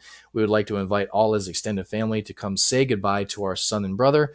The wake will be held Tuesday, 4/23, so it has already happened at Ferenga Funeral Home, 3808 Ditmars Boulevard, Astoria, Queens, New York, 11105 from 3 to 8. So obviously that has already taken place, unfortunately. Earlier this month, Eddie shared the following update via his social media, quote, I've now been in hospice care for about 6 days, and I'm still trying to prove the professionals wrong and try to keep hope alive. The problem is my appetite. As much as I want to eat and crave so many foods, I just can't seem to swallow it, or the smell becomes nauseating to me. It's quite a torture. Try to imagine wanting to eat, but your taste buds make it taste different, or there's something in the food that makes you feel sick. I have to rely on the same things, Ensure nutritional drinks and fruit cups to supplement whatever I could stomach, and even that is minimal because my stomach muscle is so infinitely small, end quote. He added, I'm still fighting, folks. I'm not stopping. Back on October 2022, Sutton told Mark Kadzalawa of 69 Faces of Rock stated about his efforts to keep Leeway alive, quote, now that I'm battling cancer, to just play and perform is everything to me. And I think it's more special now simply because I know this is going to end at some point. I have a spreadable form of cancer called squamous carcinoma, It started in my right lung, and I have 2 masses in the back of my left kidney, the top part called the adrenal gland, and to be removed 13 lesions from my brain. I'm winning the fight in battle after battle, but I don't think I'm going to be able to win the war, very much like an underdog like Ukraine up against Russia at this time. It's okay. I've taken responsibility for it with my lifestyle, smoking all my life. It is what it is. So I'm going to have fun with it until it's time to call it a day. A GoFundMe campaign was launched more than 3 years ago to help Eddie deal with the cost of his treatment. Let's see, and I didn't check on that GoFundMe. GoFundMe is at $37,740 raised of a $2,000 goal. So, Wow, that that's pretty you got, amazing. yeah, that goal got blown away, which is always good to see. Now the GoFundMe has been up for a while, but at the same time he's been going through that for a while. Mhm. But unfortunately, as is I'm sure the expenses most are way more than that. So probably, but as is most often the case, cancer wins, unfortunately. So, our thoughts and condolences go out to the family and friends. And as always, fuck cancer. So, give the damn cure already. Y'all got it. Shit. right. Yeah. Um, Yeah. You know, you do. I mean, I know they do. I've been in medical field for 20 years, so I know what's out there. But anyway, neither here nor there. Uh, this was kind of the story that I brought up during the show, during the interview. This one over from Loudwire. With death metal coming up on its 40th anniversary next year, the genre has just reached a new high as for the first time ever, a death metal tour played the Red Rocks Amphitheater in Morrison, Colorado on April 22nd. The stop is one of many on the Metal Crushes All Tour, featuring Amon Amarth, Cannibal Corpse, Obituary, and Frozen Soul. It's one of the most visually breathtaking venues in the United States and has been a popular place to film concert, DVD, and other various live releases. While sure Opeth played Red Rocks back in 2017 with their brand of progressive death metal and in their latter career, prog rock, they're not a full-blown death metal act. Extreme and some elements, absolutely. Death metal, not entirely. No. Below, learn a bit about the historic venue and see photos of the bands, which I can't show you photos, but they are there, as well as what they had to say about the incredible opportunity. Red Rocks Amphitheater hosted its first concert in 1906 and is located in Morrison, Colorado, about 10 miles away from Denver. 1906, that's just crazy. It's known for its 2 monoliths that flank the stage and neighboring sandstone structures, creating a unique venue with a capacity of just over 9,500 people. Notably, the Beatles broke ground as the first rock and roll act to play Red Rocks, hitting the stage back in late August 1964. Others who have performed there include U2, Jethro Tull, Disturbed, Rush, and many, many more. Headliners Amon Amarth shared 2 video clips expressing their gratitude for the fans who turned up to make it a historical night for death metal. They wrote, quote, one of our largest rays yet. And then Cannibal Corpse added in their own post, thanking everyone who came out to the show. Achievement unlocked. And below, the band poses in front of nearly 10,000 people, nearly a 10,000 capacity crowd. Obituary appear genuinely mesmerized by it all. Quote, what the fuck? Did that really just happen? The chance that an artist or band has the opportunity to perform at Red Rocks is so minuscule, it's near 0%, reads their post. We know this and understand how lucky and fortunate we are to say we did it with the Amon Amarth, Cannibal Corpse, Frozen Soul, and you guys. Memories of a lifetime right there. Thank you. End quote. And for openers Frozen Soul, it was truly an unbelievable moment. Unlike their tour mates who have been around for more than 30 years, the Texas group just formed in 2018. To be able to be so early in your career and play one of the country's most iconic stages like they share will be a day they will never forget. Bassist Samantha Mobley further reflects on the accomplishment, writing, quote, truly unforgettable, the landmark day yesterday, the first death metal show to pummel Red Rocks, end quote. Actually, she continued, sorry. Quote, couldn't be more proud of the boys in our team. Thinking of how far we've come in such a short time makes moments like these seem so surreal. Truly honored to be a part of the legendary night with some legendary people. Shout out to my family for coming all the way out here to watch me play too. I don't know what else to say other than I love this shit.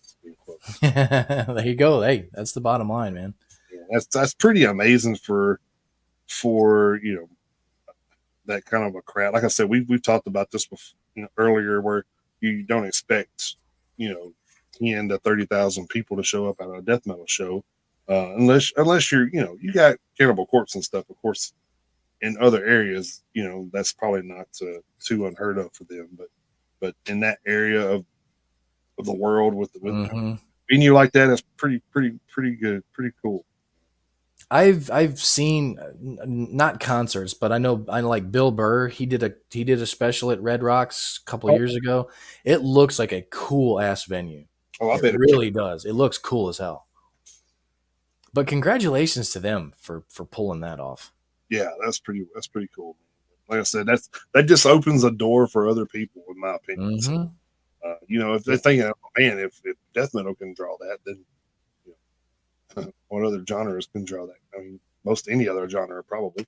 Looking for, I think it said 9,500 people, but there was 10,000 there. So, so it tells you they went a little bit above. But, sure. I'm sure it's an outdoor show, so I mean, they get a little leeway with those. So. Yeah, maybe.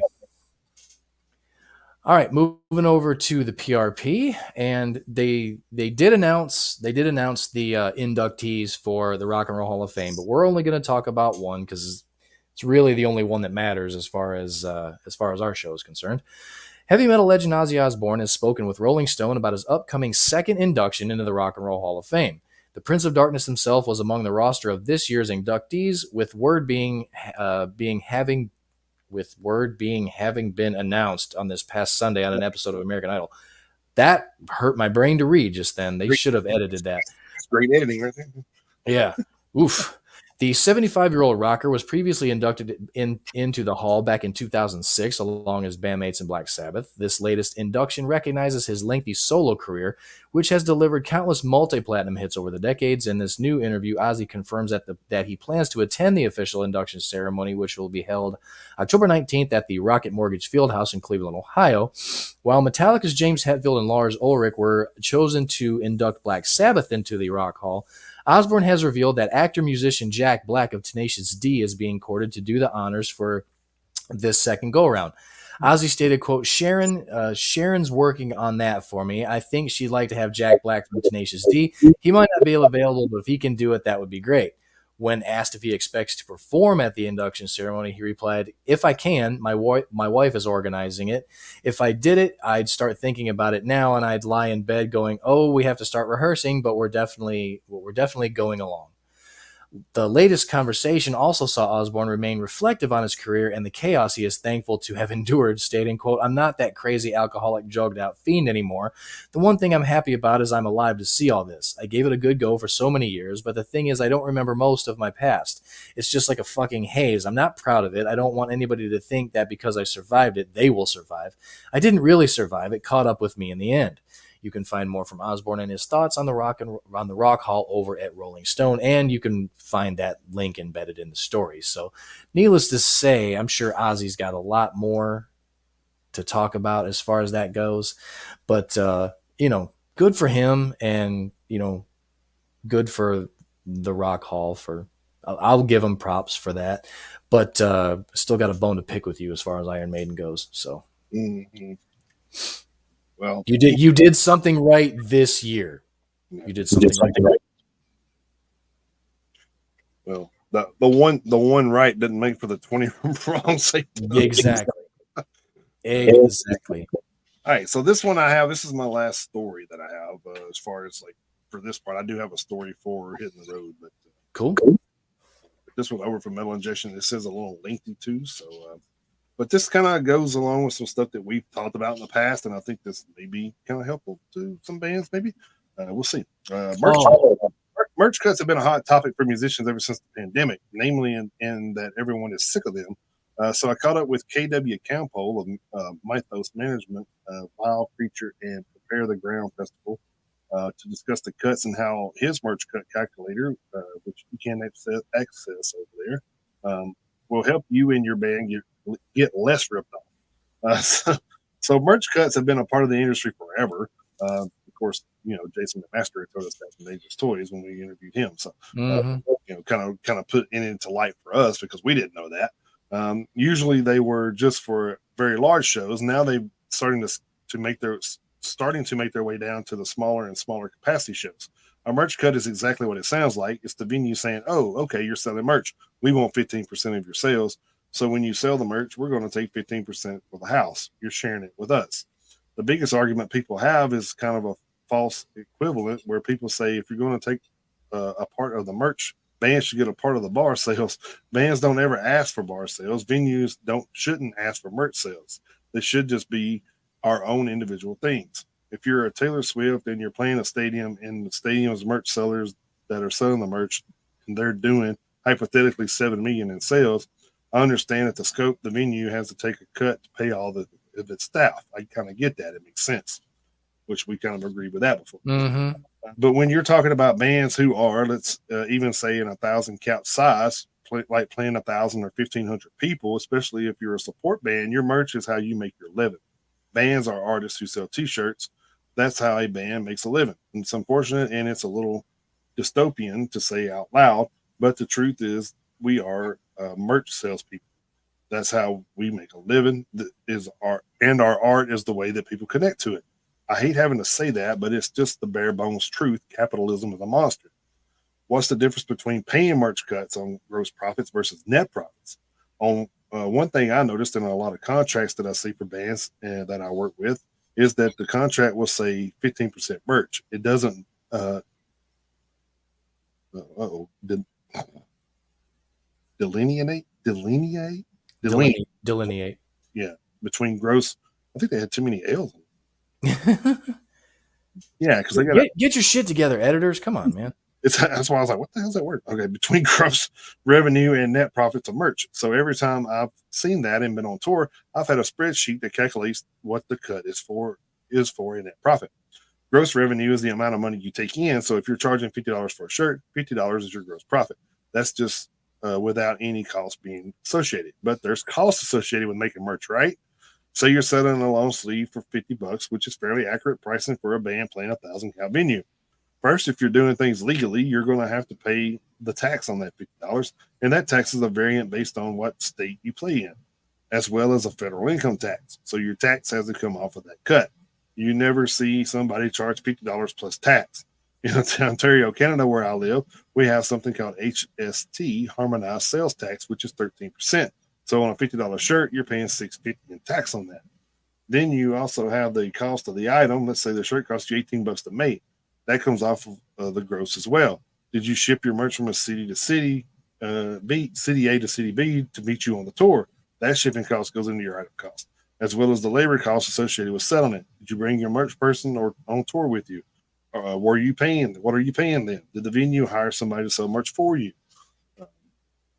So if you sold 65 items and you're paying your merch person $150 a day, that's $2.31 per item in labor that you're paying them off the item.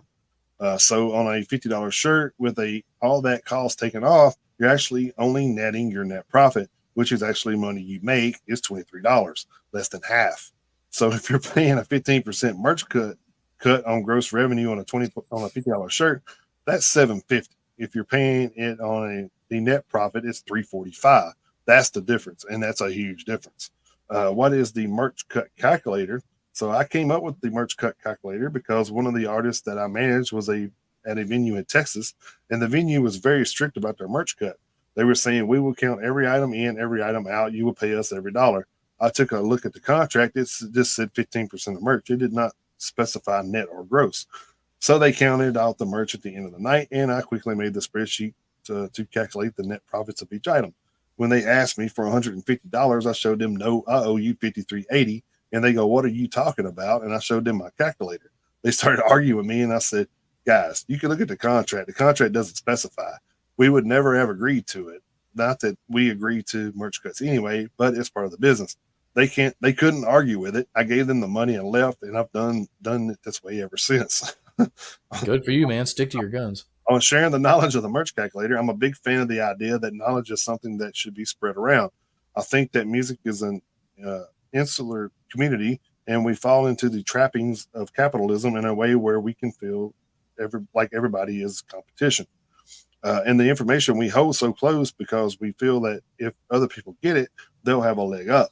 I think in general, we should all just be a community and move towards doing things better and together. Everybody benefits that way. I just did a recent tour with another one of the artists that I manage and used the merch calculator, and another band was asking me about it, and I realized like, oh, I just share this. I should just share this publicly, and I did, and people seem to enjoy it. I would say this calculators are great, and it's possibly meant for smaller bands or support bands. A lot of larger bands will use something called at venue, which is a point of sale system that's made for touring merch, which will do all the math on its own. But if you're on a DIY scale, if you're first of three on the bill, then you're at a 200 cap venue, and for some reason that venue is trying to take 20% of your merch. This will help you save a shit ton of money on merch cuts and the differences between venues. My whole view is that the venue doesn't share in the cost of the merch. They didn't pay for the design of the merch. They didn't ship the merch. They didn't unpack all the merch. They didn't set it up, and they didn't sell it. The venue did hopefully provide a fee for the band labor playing, and they provided a place for the band to play. They made bar sales. Bar sales is how a venue survives. Merch sales how a band survives, and those things should be left separate. Again, if you're talking about a band the size of that would use this merch calculator, let's say you sold $1,000 in merch. If it's a 15% merch cut, $150 isn't going to sink the venue if they don't get it, but it could sink the band. There are some venues that are phenomenal. I've had conversations with people at venues on tour. The first thing I always go up is when I know there's a merch cut that night. I go to the venue. I ask the person who's doing the merch settlement, and I go to them and I say, how strict are you with your merch cuts? Just straight up with them. I say, do I need to give you some money? Do you not care if I have a bad night? Are you not going to take anything, or are you very strict? And they're generally upfront about it. I've had some phenomenal venues where they're like, I hate this, so I'm not going to look at your numbers. Just give me something or tell me something, and you or tell me you didn't do anything. I've also had venues that go, we're going to count every piece of merch, so it depends on the venue that what their motives are and why they are doing it, and then I go from there. But in general, venue staff hate doing this. Bands hate doing this. Since the pandemic, it's something that has been more prevalent. Bands are talking about it a lot more because we have less avenues to make money now. Merch is how all these how the merch is how they all survive during the pandemic, and now merch is how they survive on the road. On merch cuts destroying someone's livelihood, the industry at large is set to reward the top 30% of bands and punish the 97% of us that are not there. Um, Listen, there are people who are not in that top 3% that make a living playing music, and it's a wonderful thing, but it's not a comfortable living. And it's usually based on merch sales from the tour and merch sales from the merch drops online. Merch cuts for bands of a certain size is taking food out of people's mouths and making the dream of playing music completely unviable. So whatever we can do as musicians who give a shit about community, or managers who give a shit about their musicians, we should. All we can do is find a way anyway to help increase the profitability of the band without doing harm to them or their fans. And paying your merch cut out of net sales as opposed to gross, as long as that's what's contracted or left out of the contract, is smart. My advice to any band that's talking to their agent, or any manager who is talking to a band's agent, would be to specifically say we don't want merch cuts, and if we have to do a merch cut, make sure that if you get that contract and it says 15% of merch, leave it. If it says gross, change it to net before you sign the contract, or make us sign it. Make sure that the merch cut is offset instead of gross, because that at the very least is equitable. All we want is equitability. On selling merch outside the venue and keeping revenue streams as separate, I guess it won't necessarily get you into trouble most of the time. But one, there's a good chance that the venue will never have you back if you do that. And that's a thing that some bands just don't give a shit about. Two, your merch sales will be impacted heavily by not being in the venue. When you go to a gas station, you have a candy bars under the register because it's a quick add-on sale. They want you to see that and go, oh shit, there's a pack of M&Ms. Yeah, get this 2 for $2, no problem. But if the M&Ms are instead outside on a rack next to the dumpster, there's a significantly less chance that you're going to go find a pack of M&Ms or consider it as something to get. The same logic can apply buying merch for a band. You can see an opening band and you think they're rad. Between bands, you take 20 steps and you see their merch is there. More likely to spend $20 than go outside of a venue around the corner and find a merch guy. You lose out on so much merch just based on visibility. Some people will use that as a means to say, okay, well, when you should pay the merch cut because that they're affording you the space to sell merch. I would say that is just a part of the deal. Bands come, they play, they sell merch, they leave. The venue exists, provides a space, sells alcohol, advertises up on the show, and then closes up for the night. That's our delineation, and we should all be staying in our own lanes. You see people in bands always saying, if you take part of the merch, we should take part of the bar. No, no one should be taking part of anybody's anything. That's true. Yeah. Yeah. I want the venues to survive because they are vital. Listen, venues had a fucking horrible time during the pandemic. They had to shut down too. They couldn't do anything. Some of them switched to live streams. We lost so many venues, but the bands shouldn't be punished because of that. We should be working harmoniously and not against one another. And the rise of merch cuts has created a really contentious environment for all of us, as opposed to working together. We're working against one another. End quote. That's all from KW Campo there. So some pretty good advice, I think. Yeah, pretty comprehensive story. Yeah. So it kind of goes. I mean, you're talking to somebody that's been in the business. He knows both sides of it. So he's kind of explaining, hey, if you want to save some money, but still, provide the merch cuts, and this is how you do it. So, which is pretty smart, actually. So, I mean, it's all in how shit's worded. So yeah. And that is your metal math lesson. Right. Yeah. Cross the T's and dot the lowercase J's. So. All right. My last one is a real short one, so we'll be able to get through this quick and kind of move on. Over at Metal Injection, All Them Witches drummer Robbie Stabler has left the band. All Them Witches provided a brief statement lamenting the loss of Stabler, but noting they'll continue on with all live dates thanks to Christian Powers from Fortune Child on drums. Quote, to ATW fans, we are saddened by Robbie's departure, but support him on his future endeavors. He has been an asset to this band and an immense piece of the puzzle in creating music and vision of ATW. All our upcoming shows are still happening. Our good friend Christian Powers from Fortune Child will be filling in on drums for the time being. He rips and is the absolute best replacement for our music. Thank you all for your support, patience, and dedication. See you out on the road, end quote. So there you go. Quick and to the point, So sometimes it's just the best way to do things. Just rip the Band-Aid off, move on. So, and I got some other headlines here. We talked about Ozzy being inducted. He said he's more than honored by the Rock and Roll Hall of Fame selection. Lars Ulrich's childhood homes for sale for $6.85 million. So if you got that kind of cash laying around, you could own a little piece of Metallica history.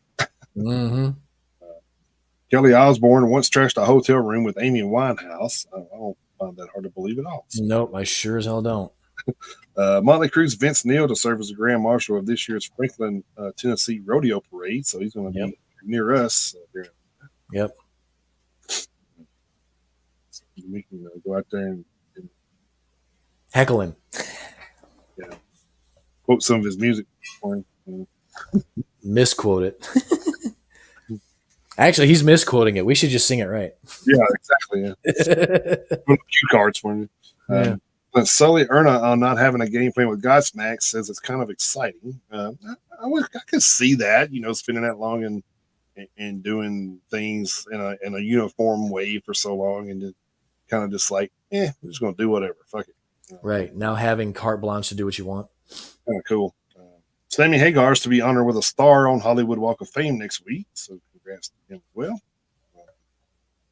Ozzy Osbourne also said he's determined to visit the Black Sabbath bench in Birmingham that we talked about, that it was back put up a couple weeks ago. So. Yeah, they refurbished it. Yeah. I'm kind of surprised he hasn't been there. That's kind Yeah, me too. Amy Lee shoots down the rumor that she is Linkin Park's new singer, but says she might be willing to do it part-time if asked. There's that. I don't know how that would work, but And, or how it would sound for that matter. it would probably sound like their first single. Well, Bring Me to Life. Yeah, probably. Bruce Dickinson named honorary citizens of Curitiba, Brazil. Sebastian Bach on a reunion with Skid Row says the only thing standing in our way is the business side of this. I'm not sure That's not the only thing. I'm not sure that's correct, but okay, Sebastian. Disturbed's Dan Donegan would love to perform at the Super Bowl one day. He said that would be huge. I'm in. I mean, that would be pretty cool. Yeah. AC/DC's Angus and Malcolm Young recognized with giant mural painted near their childhood home. So that's cool. That's very cool. Shinedown to perform at inaugural Grammy Hall of Fame gala. Man, a lot of medals just like all over the place this week. Man, cool. Great. It's nice. Yeah. Armored Saint re-signs with Metal Blade Records. Probably a good move. Yep. Surly Erno wants Aerosmith to induct Godsmack into the Hall of Fame if the band ever gets the nod. Well, first off, Aerosmith may not be around by the time you guys get the nod. That's true. So, good luck with that. Yeah. Accepts Wolf Hoffman on lineup changes. So there's this romantic idea that musicians have to stay together forever, which, I kind of get that.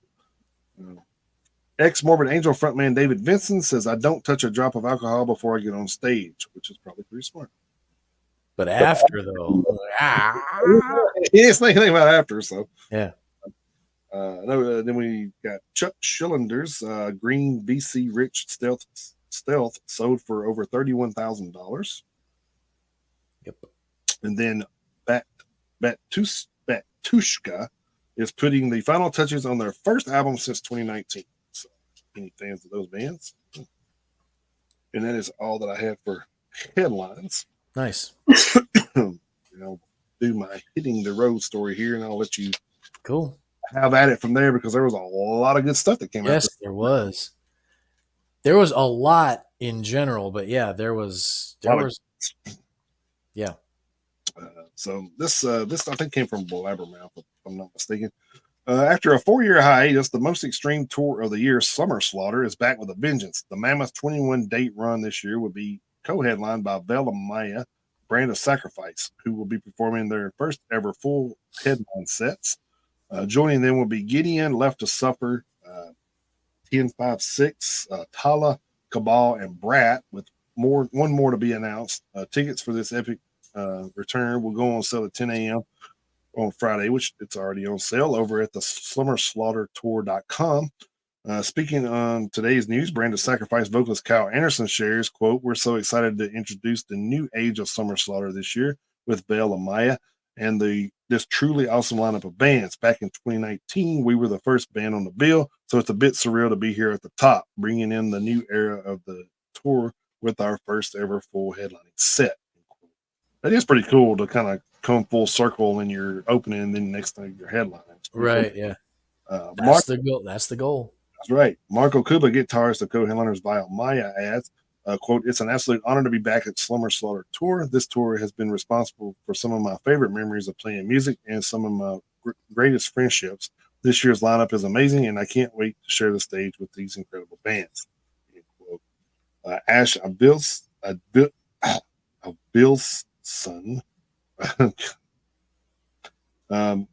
Summer Slaughter creator and owner, CEO of the Sumerian Group, says this tour, quote, this tour has been crucial year after year for breaking new artists, as well as elevating the headline status of established acts. I'm thrilled to be able to bring it back with such a youthful lineup, grateful for all the fans who have stuck by the brand, and excited for the new generation to experience the tour for the first time, end quote. The 2024 Summer Slaughter Tour will begin in Brooklyn, New York on July 12th and will continue through the U.S., laying waste to further 19 cities before wrapping up in Reading, Pennsylvania on August 10th. So there's your first and last date, but they will be in Nashville on July 17th at the Marathon Music Works. So, nice. So that was the story that I had there. So, all right. So for hitting the road for the week of the 20th through the 26th, starting off at the PRP, Zeal and Ardor and Hai Lung have a European and UK tour announced starting June 6th in Gdansk, Poland at the Mystic Festival, finishing August 28th in Copenhagen, Denmark at the Amager Bio. See You Space Cowboy, the Callous Dowboys, and Omerta are going out starting July 16th in Mesa, Arizona at the Nile Theater. The tour ends on August 17th, but they don't know in which city and they don't know which venue. So that's kind of strange. There is a Nashville date, July 28th at the Basement East. Misery Signals have set up their farewell tour starting July 11th in Vancouver, British Columbia at the Pearl, finishing October 19th in Edmonton, Alberta at Union Hall. Soulblind's North America tour is going to feature Stand Still, A Sky So Black, Trauma Ray, Dime, Family Dinner, Haywire, Private Mind, and Capillary, appearing at select dates on varying lineups starting June 12th in Brooklyn, New York at TVI, finishing July 21st in Lake Como, New Jersey at Salty's Beach Bar. They will be in Nashville on June 22nd at the End. Bleeding Through has announced a quick Australian tour starting September 5th in Ballarat at Volta, finishing September 14th in Brisbane at the Soapbox. 200 Stab Wounds, Gatecreeper, and Enforced are going to Europe and to the UK, starting October 30th in Dublin, Ireland at Whelan's, finishing November 21st, or 24th. I was saying it right the first time. November 24th in Antwerp, Belgium at Zappa. Kitty has announced some summer headlining shows. July 12th in Toronto at History featuring Vile Creature. July 19th in New York, New York at the Palladium Times Square featuring Unearth, Within the Ruins, and Stabbing. August 2nd in Atlanta at the Masquerade featuring Upon a Burning Body. August 4th in Dallas, Texas at the Studio at the Factory featuring Upon a Burning Body. And August 23rd in Chicago at the Concord Music Hall featuring Victims and Conquer Divide. Downset has a world tour set up with Slighted, Suffocate Faster, Sob Story, Overflow, Inverter, Heartsick, Throttle, or maybe Throttle, Digression, Nasrot, Nonsense, and Biohazard appearing at select dates on varying lineups, starting May 30th in Cincinnati, Ohio at Legends Bar, finishing June 23rd in Innsbruck, Austria at Live Stage. Health, Ghost, and Zetra are going to Europe this fall, starting October 11th in Nijmegen, Netherlands at Soul Crusher, finishing October 30th in Berlin, Germany at Hole 44. Body Box has a spring and summer tour set up with Corpse Pile, King Yosef, Mutilation, Barbecue, Bashed In, Spent Case, Restrictor Plate, and Chain Gang appearing on select dates on varying lineups. Starting May 14th in Little Rock, Arkansas at Vino's, finishing July 6th in Orlando, Florida at The Social. Boris and Starcrawler are going on a North American tour this fall, starting September 25th in San Diego, California at Music Box, finishing November 3rd in Tempe, Arizona at the Marquee Theater. Till Lindemann, Twin Temple, and Aesthetic Perfection are going on a North American tour. Till Lindemann's first solo North American tour, starting September 17th in San Antonio, Texas at the Boeing Center at Techport, finishing October 14th in Los Angeles, California at the Forum. Evanescence, Hailstorm, and The Warning are going on a fall Canadian tour starting October 15th in Vancouver, BC at Rogers Place, finishing October 29th in London, Ontario at Budweiser Gardens. Opeth has a fall North American tour announced with the openers to be announced, starting October 11th in Milwaukee, Wisconsin at the Rave Eagles Club, finishing October 31st in LA at the Warfield. Then the big one, Megadeth, Mudvayne, and All That Remains are going on a summer U.S. tour, starting August 2nd in Roger, Arkansas at the Walmart Amphitheater, and finishing September 28th in Nashville at the Municipal Auditorium. I want to go. Slipknot has announced a couple of 25th anniversary Mexican dates, November 8th in Guadalajara, Mexico at Calle Dos, and November 9th in Mexico City at the Parque Bicentenario. KK's Priest has announced a European and UK tour starting May 11th in Beaumar-sur-Ourthe, Belgium at the Derby Rock Festival, finishing August 24th in Nottingham, England at the Stone Dead Festival. I don't know how you pronounce the name of this next band. It's CNTS. I don't know if it's Cants, Cunts, Counts. I don't know what the hell it's, but it sounds like it would make sense. Maybe. I don't know how the hell you pronounce it. But They have a headlining spring and summer tour with the openers pending, possibly, starting May 9th in Chino, California at the Naked Lounge, finishing June 28th in Los Angeles at the Monty Bar. Kubla Khan, Texas, Tarot, Guilt Trip, and Splinter are going to Australia starting August 21st in Perth at the Amplifier Bar, finishing September 1st in Sunshine Coast at Sol Bar.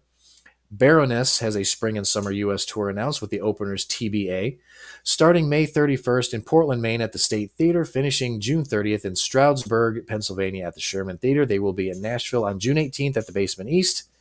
Tomb, Mold, and Horrendous have a North American tour scheduled starting July 4th in Toronto, Ontario at Lee's Palace, finishing on July 27th in Brooklyn, New York at the Brooklyn Monarch. Undeath has a couple, well, not a couple. They have 2 different sets of spring headlining shows set up with Morbid Visions as openers May 24th in Indianapolis, Indiana at the Hoosier Dome, and on May 26th in Lawrence, Kansas at the Bottleneck, and with Jarhead Fertilizer starting June 10th in Oklahoma City, Oklahoma at 89th Street, June 11th in St. Louis at the Duck Room, June 12th in Columbus, Ohio at Ace of Cups, and June 13th in Richmond, Virginia at the Canal Club. Fit for an Autopsy, Silosis, Darkest Hour, and Harriot are going to Europe and to the UK starting November 22nd in London, England at the Electric Brixton, finishing December 21st in Cologne, Germany at Essig Fabric. Greenleaf, Slomosa, and Cyclona are going to Europe starting September 30th in Leipzig, Germany at Work 2, finishing October 12th in Munchen, Germany at Keep It Low. And over at Blabbermouth, Glenn Hughes is going on a Deep Purple Classics solo tour starting August 30th in San Juan Capistrano, California at the Coach House, finishing September 28th in Agora Hills, California at the Canyon. So that's hitting the road for the 20th through the 26th. So quite a bit of stuff announced this past week. The only thing that sucks about the Megadeth show is Slayer's the day before. I'm like, that's right, it is. So I'm gonna have to make some choices. Yep, that's true. And it's like right at our vacation time that we do. We usually do a vacation end of September, 1st of October. So that's gonna be rough. That'll be. I can't go to both. Man, I'd love to, but yeah, it'll be interesting. I can't go to both. Probably Slayer would probably be trump that. I would say because we don't know if they would be back. Yeah, Megadeth's going to be around. Yeah, they will be. Not with Mudvayne, but Mudvayne's working on new stuff. They're coming. They'll be. They probably will. I mean, they're working on a new album. So they're going to be. All right, I guess that will go into our theme of the week, which is something we usually don't do when we have interviews, but Chris taught me into it. Yep, I did. Our theme of the week this week was Now and Then. So I have the now side of that, which, man, I don't know what you have on your side, but man, this is going to be a pretty good playlist. They usually are pretty good. Yeah, this one's a little bit more.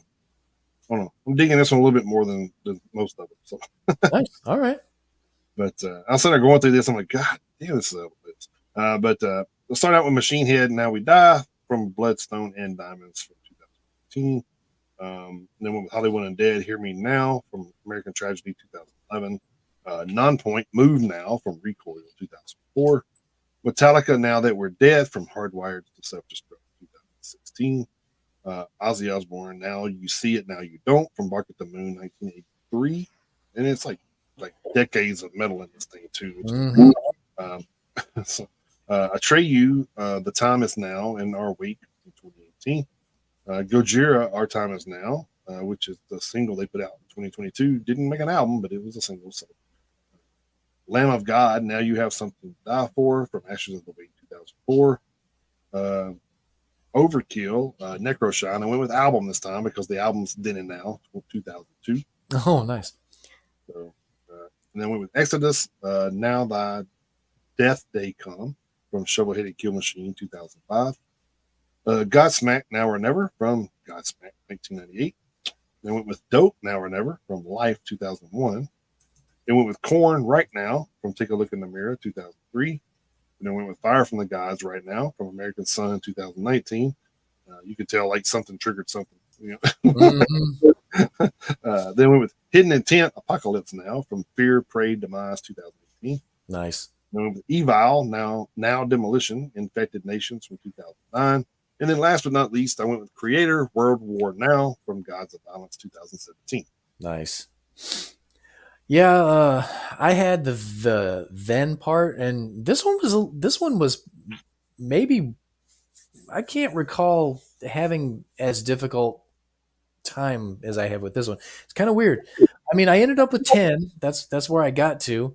But for some reason this was a little bit more of a difficult one. But I do like the songs that I picked, obviously. So leading off, I went with And Then There Were None by Exodus. I went with the version off of Let There Be Blood from 2008. I know it was actually on Bonded by Blood in 1985, but I just like the newer version better. So, it's my list, so deal with it. Right. And then I went with Rise Then Fall by Savage Messiah off of Demons from 2019. Then I went with Followed Home Then Killed by Cannibal Corpse off Torture from 2012. Then I went with Rise Then Rest by Chrysix off of their Rise Then Rest album from 2013. Then I went with That Was Then Way Back When by Armored Saint off Win Hands Down from 2015. Then I had And Then I Saw Blood by Cataclysm off Meditations from 2018. Then I got into the synonyms. So I went with Washington Is Next by Megadeth off United Abominations from 2007. You Are Next by Angelus Apatrida off The Call from 2012. Next in Line by Elm Street off of Knock 'Em Out with a Metal Fist from 2016. And last but by far least, Children of the Next Level by Testament off Titans of Creation from 2020. So, yeah, And Then There Were None was actually on a few albums. Yeah. Next to this, so that's pretty cool. Yeah. So we'll get the playlist, combined and collaborated on. We'll get it posted as soon as we can. I actually just sent it to Jason. So. Mm-hmm.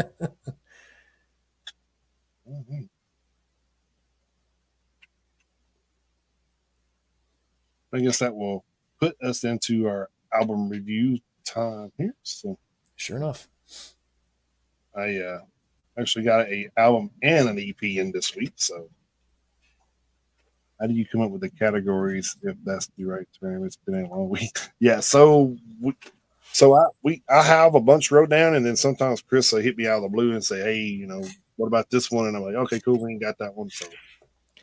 Yeah, for some reason, Jason has an easier time coming up with this shit.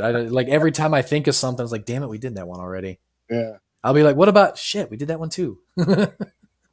It's just the creative juices always flowing, I guess. I don't know. Yeah.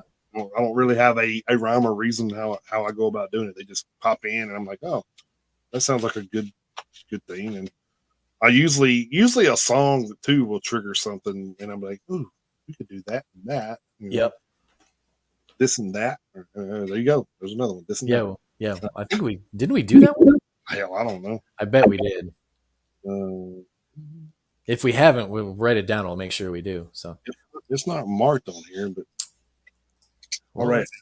I'll write it down. If we did, then I'll erase it. But actually, I don't think we did. There's another one we can do later. Yeah. Thank you, Amy. Appreciate it. But anyway, album reviews. I went with the band called Diamond Construct. Their album Angel Killer Zero. They are a metal band hailing from the Tayri, located on the lush mid-north coast of NS North Southwest Australia. So another Australian band, which is going to be funny here in a minute. So okay. Their current lineup is Kynan Groundwater on vocals, Braden Groundwater on guitar. So I'm guessing that's a brother band started. Alex Ford bassist, Liam Newman on drums. This is the band's, I think this is their fifth full release, I believe. Wow. Okay. Yeah, this is I don't know. I didn't put the number there, but I think this is their fifth. This is 11 songs, 36 minutes, 7 seconds. Vocals were very diverse. There was even some whispers in there, and then some clings and a lot of screams. And almost like the whispering part almost reminded me of a few of the Eyes of the Living songs, where he kind of like it's that yes, kind of. Yeah. And it was actually pretty cool. I thought it was pretty wicked, actually. Actually, sometimes those kind of songs with those whispers in there gives me chills. I don't know why. I was like, wow. That's the point. Yeah. But yeah, so whispers, some cleans, and a lot of screams. You can think maybe Jamie Jasta type vocals on there with the screaming part. It was kind of like so to put it in a comparison, it was kind of like, this is going to be a weird comparison, so hang with me. It's kind of like Korn meets Hatebreed meets I Prevail. That's kind of how I can only way I can like describe this, because it's really kind of something I really haven't heard before. Honestly, it's kind of a mix of a mixture that you just haven't heard much of. Music arrangements were really good here. Thought at moments they had a little bit too much techno vibe in there, though, for me, with the little synthesizers and stuff. Sometimes maybe a little bit too much in a couple of songs, but other than that, I mean, I thought it was pretty good. Clickbait was a track near the end of the album that slowed things down a little bit too much, in my opinion, especially from the style that they sing. I don't think that the tone went with the vocals, as far as he's not a soft spoken vocalist. I don't think enough to do a ballad type. You know what I mean? So I think that kind of was about the only turn off for me. But I'm gonna give it 3.5 out of 5, because I thought it was pretty good. So other than that song, man, I can't knock it. It was some pretty decent stuff. Then the EP I went with was Distorta, A Devil in the Dust. And this is where it gets funny. Distorta is a band out of Ballarat, Victoria, Australia. Cool. Yeah, and this was not intentional. I promise you. I did not know either one of these bands were from Australia, so it's kind of wild that both of them were.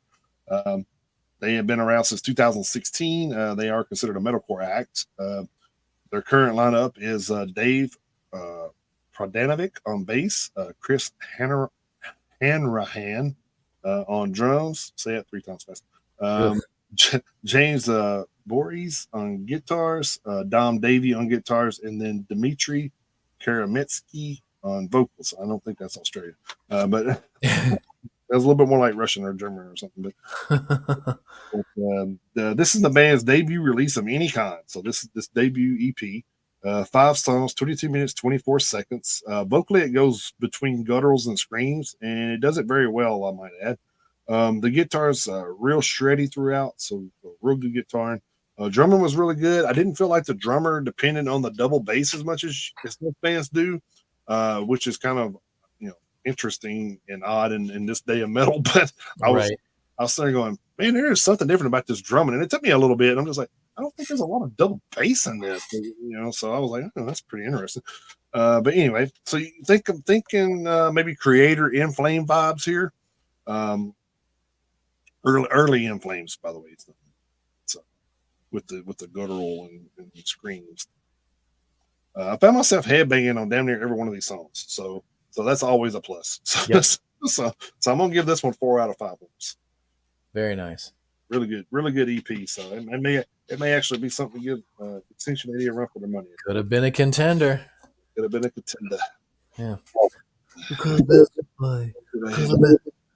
a contender. I actually have done that in an audition before. Oh, that monologue? Yep. Nice. Yeah. Actually, it's on YouTube, I think. So. Oh, shit. Okay. Check that out. All right, my album review this week was the new album Heavy Metal Wraiths by Morgul Blade. They are a heavy metal band formed in Philadelphia, Pennsylvania in 2018. Their lyrical themes are sorcery, fantasy, black magic, and Lord of the Rings. They are a quartet consisting of Klauf on vocals, guitars, and synth, Spectre on drums and synth, Jim Viola on bass, and Elise Nighthawk on guitars. This is their second full-length album. Their debut album, Fell Sorcery Abounds, came out in 2021. The new album is 10 tracks long, 35 minutes and 50 seconds, so it's relatively easy listen, considering that track number 10 is a minute and a half, and it's basically just an instrumental outro, more or less. And track number 8 is called A Welcoming Hearth. It's a minute and 25 seconds. So, I mean, as far as full-fledged tracks goes, you only get 8 of them. Right. Technically, let me back that up. You technically only get 7 because Widow's Lament, track number 5, is just like a spoken word kind of interlude. So you could technically chop that down to 7 full-fledged tracks. Well, This one, what's that? I said, well, shit. Yeah, I know. I was torn on this album because the musical compositions were fantastic. It's got a very traditional classic heavy metal vibe to it with a little bit of power metal sprinkled in here and there, a little bit of a medieval feel to it, as you can guess, with sorcery, fantasy, black magic, and Lord of the Rings being the themes. Guitars, drums, everything. I loved everything about the musical composition. The bone I have to pick with this band is the vocal style. This guy doesn't scream, he doesn't sing clean, and he doesn't do gutturals. What he does throughout the entire album is this raspy, monotonal, loud whisper. Even when he screams, he doesn't go up, he doesn't go down. There's no inflection, there's no modulation, there's no pitch change, there's no nothing. From start to finish, it is one monotonous vocal tone, and I couldn't get past it. It's not that I couldn't understand him. Right. Because, like I say, he's not doing any gutturals, not singing clean, but I don't understand. It just doesn't fit. It doesn't fit the music. I don't like that because, I mean, even when he screams, like where there should be like some conveyance of emotion, there's nothing. He doesn't deviate at all. I don't get it. I don't understand it. The first couple songs I didn't mind it, but then it's like, does this all this guy does? And it's kind of a shame because, like I say, the music is so well done from a traditional, heavy metal standpoint. So I'm going to give the album 3 horns out of 5 just based on the music. I don't know. I don't know about the vocal style going forward. I really don't know. What's that? You said this was their second release? Second release. I don't know if there's carryover from the first album. If I don't really know. But for me personally, I don't know that I could listen to this band moving forward if this guy doesn't do something. If he wants to sing the same way, fine. Go up in pitch when it calls for it. Like, when you need some emotion, I need your vocal style to convey the emotion of the moment. So there was nothing. So it was very, very strange. Yeah, no from me, dog. Yeah. Like I say, just from the vocal standpoint, it was weird because I mean the intro to the very first song, because like Angela was listening to it with me this morning, which she doesn't do. I kind of forced it on her. I was like, I'm listening. This is my album. I'm reviewing later, so just deal with it.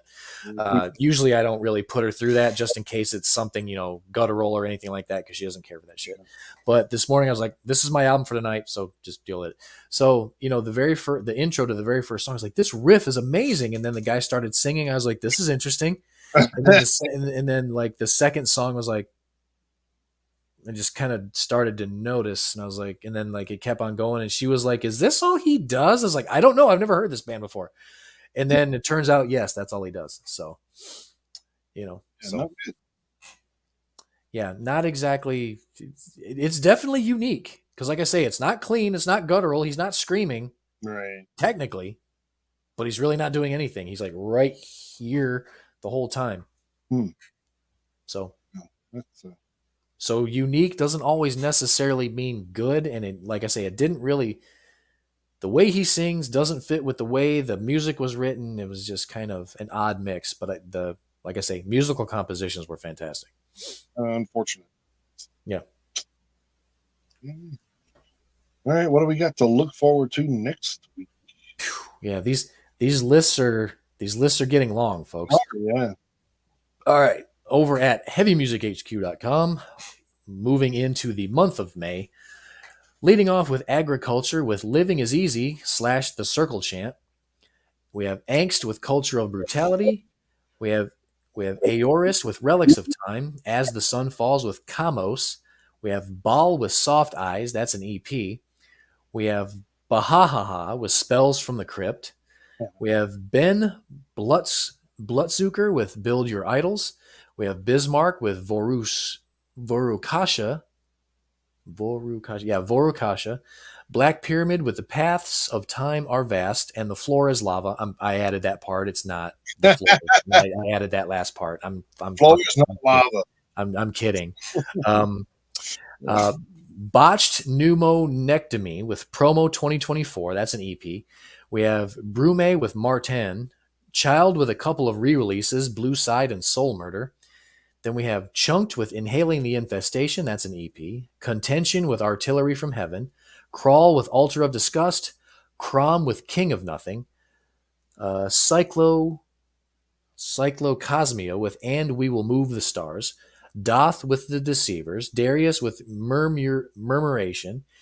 We have Doufus with Uranium.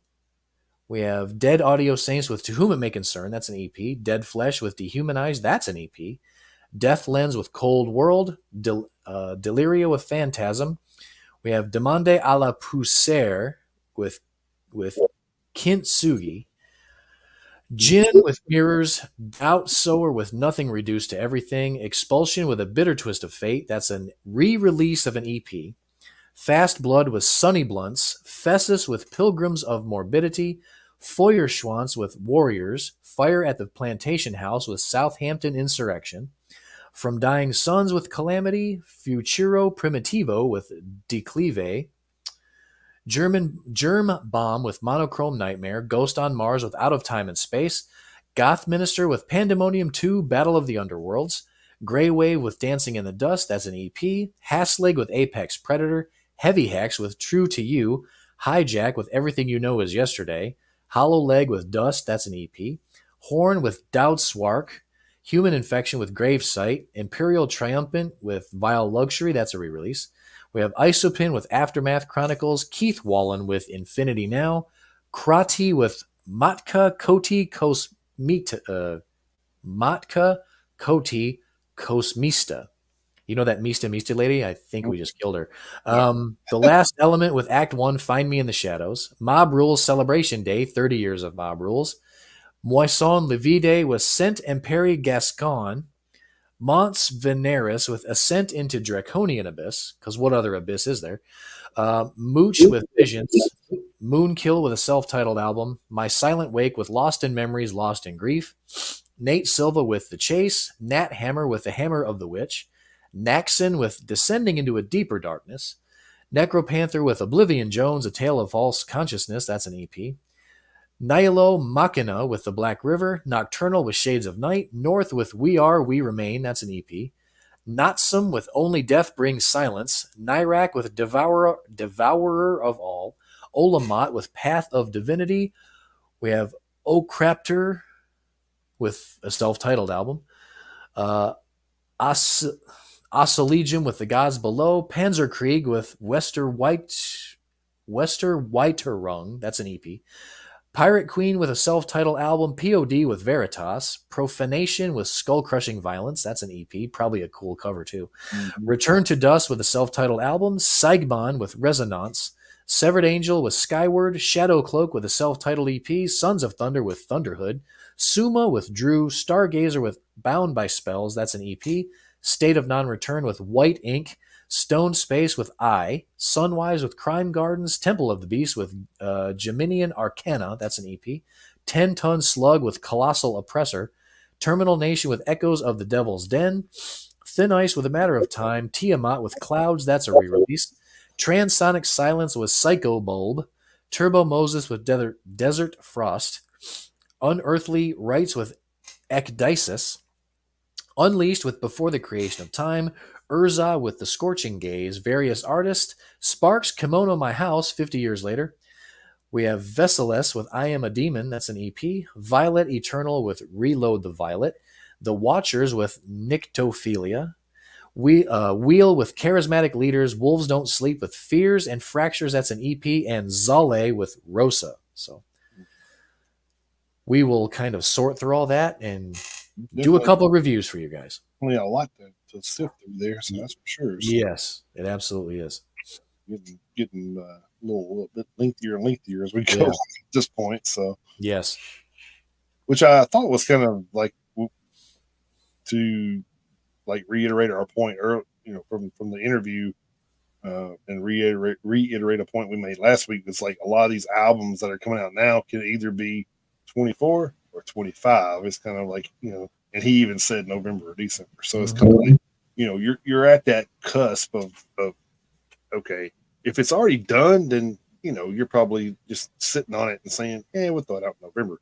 But I mean, if you're talking about like a lot of these bands just now finishing albums, like we have been in the past, like Kill Switch. So are we talking about a late release or are we talking about early 25? Yeah, so it's kind of right there where you just don't know until they just come out and say it. So. Right. Yeah, we're getting, like you say, we're getting to that fine line of could be 24, could be 25.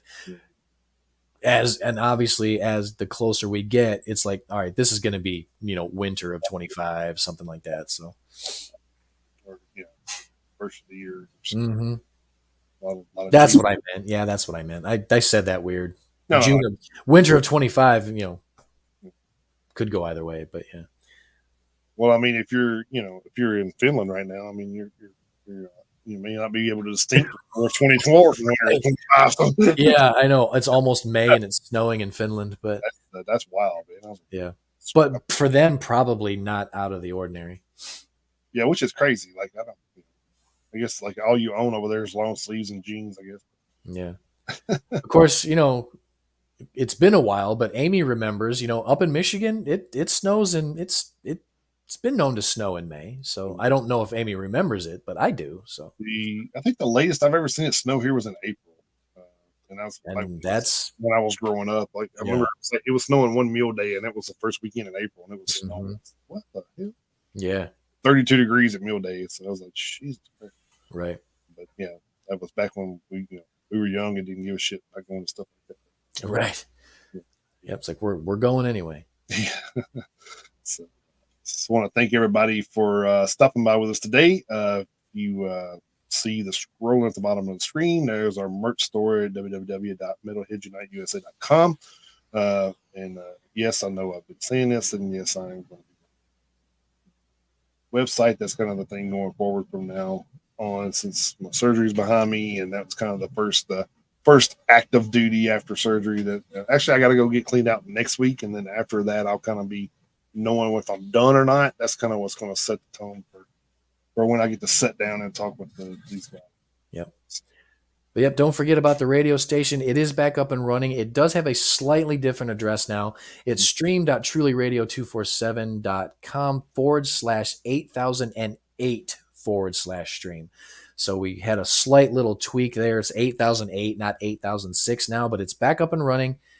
Nowhere near as many songs as it used to be, but perfect time to get in your requests for anything you may want to hear. metalheadsuniteusa@gmail.com is our email address. Send us an email there, or go to any of our social media. Go to our YouTube channel, Twitter, X, Twitch, Instagram, Rumble, TikTok, Facebook group, Facebook page. Facebook page is public. Facebook group is private.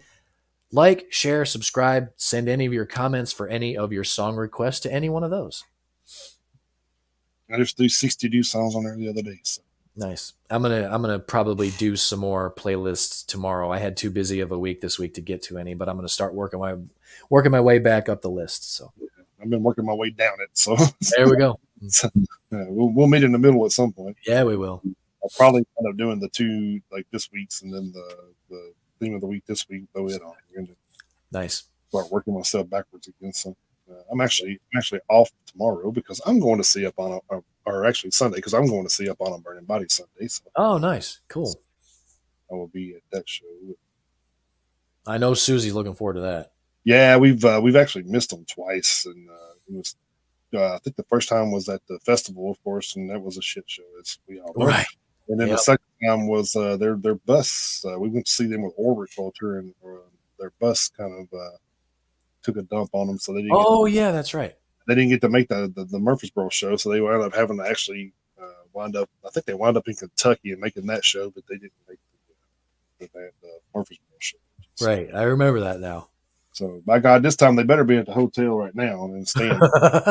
You better be asleep, getting a good night's rest, vitamin C to ward off any sicknesses, eat a healthy breakfast, drink plenty of water, say your prayers, take your vitamins, and all that Hulk Hogan shit. I don't know how long I can hold her back, guys. I mean, if I release her into the wild, that's your problem. That's true. uh, She's gone feral. She's gone feral. Who do you think is this working in my hotel door? Oh shit!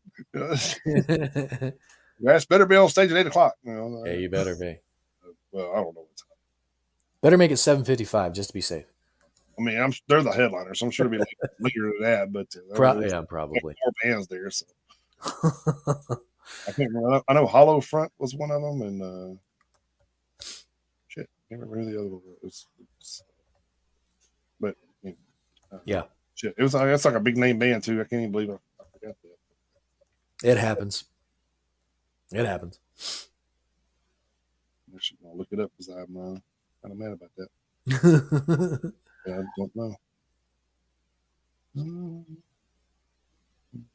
Yep, and it's actually going to be at the new meal at the cannery. So some kind of nice. Yeah, I'm kind of anxious to see. How that got because they remodeled it, so I'm kind of anxious to see right now. So it's Upon a Burning Body, The Browning, The Victims, and Hollow. So, okay, all right, pretty good lineup. Yeah, that should be fun. All right, before we go, special thanks to Lassie Landstrom from Neverfade for joining us on the show. Thank you to Lassie for sending us the single, for reaching out, for agreeing to come on the show and spending his morning, our evening with us. Check out Phantoms of the Wind over on YouTube and all the streaming services now, and keep an eye out for the next single in June. Which I'm sure we'll add that to a playlist and share it on our socials. Yes, we will. Also, thanks to Dana and Aunt Amy as always, and then Dr. I don't know if it's Dino or Dino, but either way, 2077. Thank you for at least asking the question, because sometimes you just need to know. Yep. But yep. Thank you, everybody. We will see you guys back here next week at our regularly scheduled time. We do have another guest coming up. We do have another guest coming up on May 10th. So we will announce that next week's show. Yes, we will. So be sure to be here for that. So yep. That being said, hope to see you guys back here next week. Have a good week, and next time, keep those horns held high. Jump in that pit anytime you can. Have a great week, you guys. Thank you very much.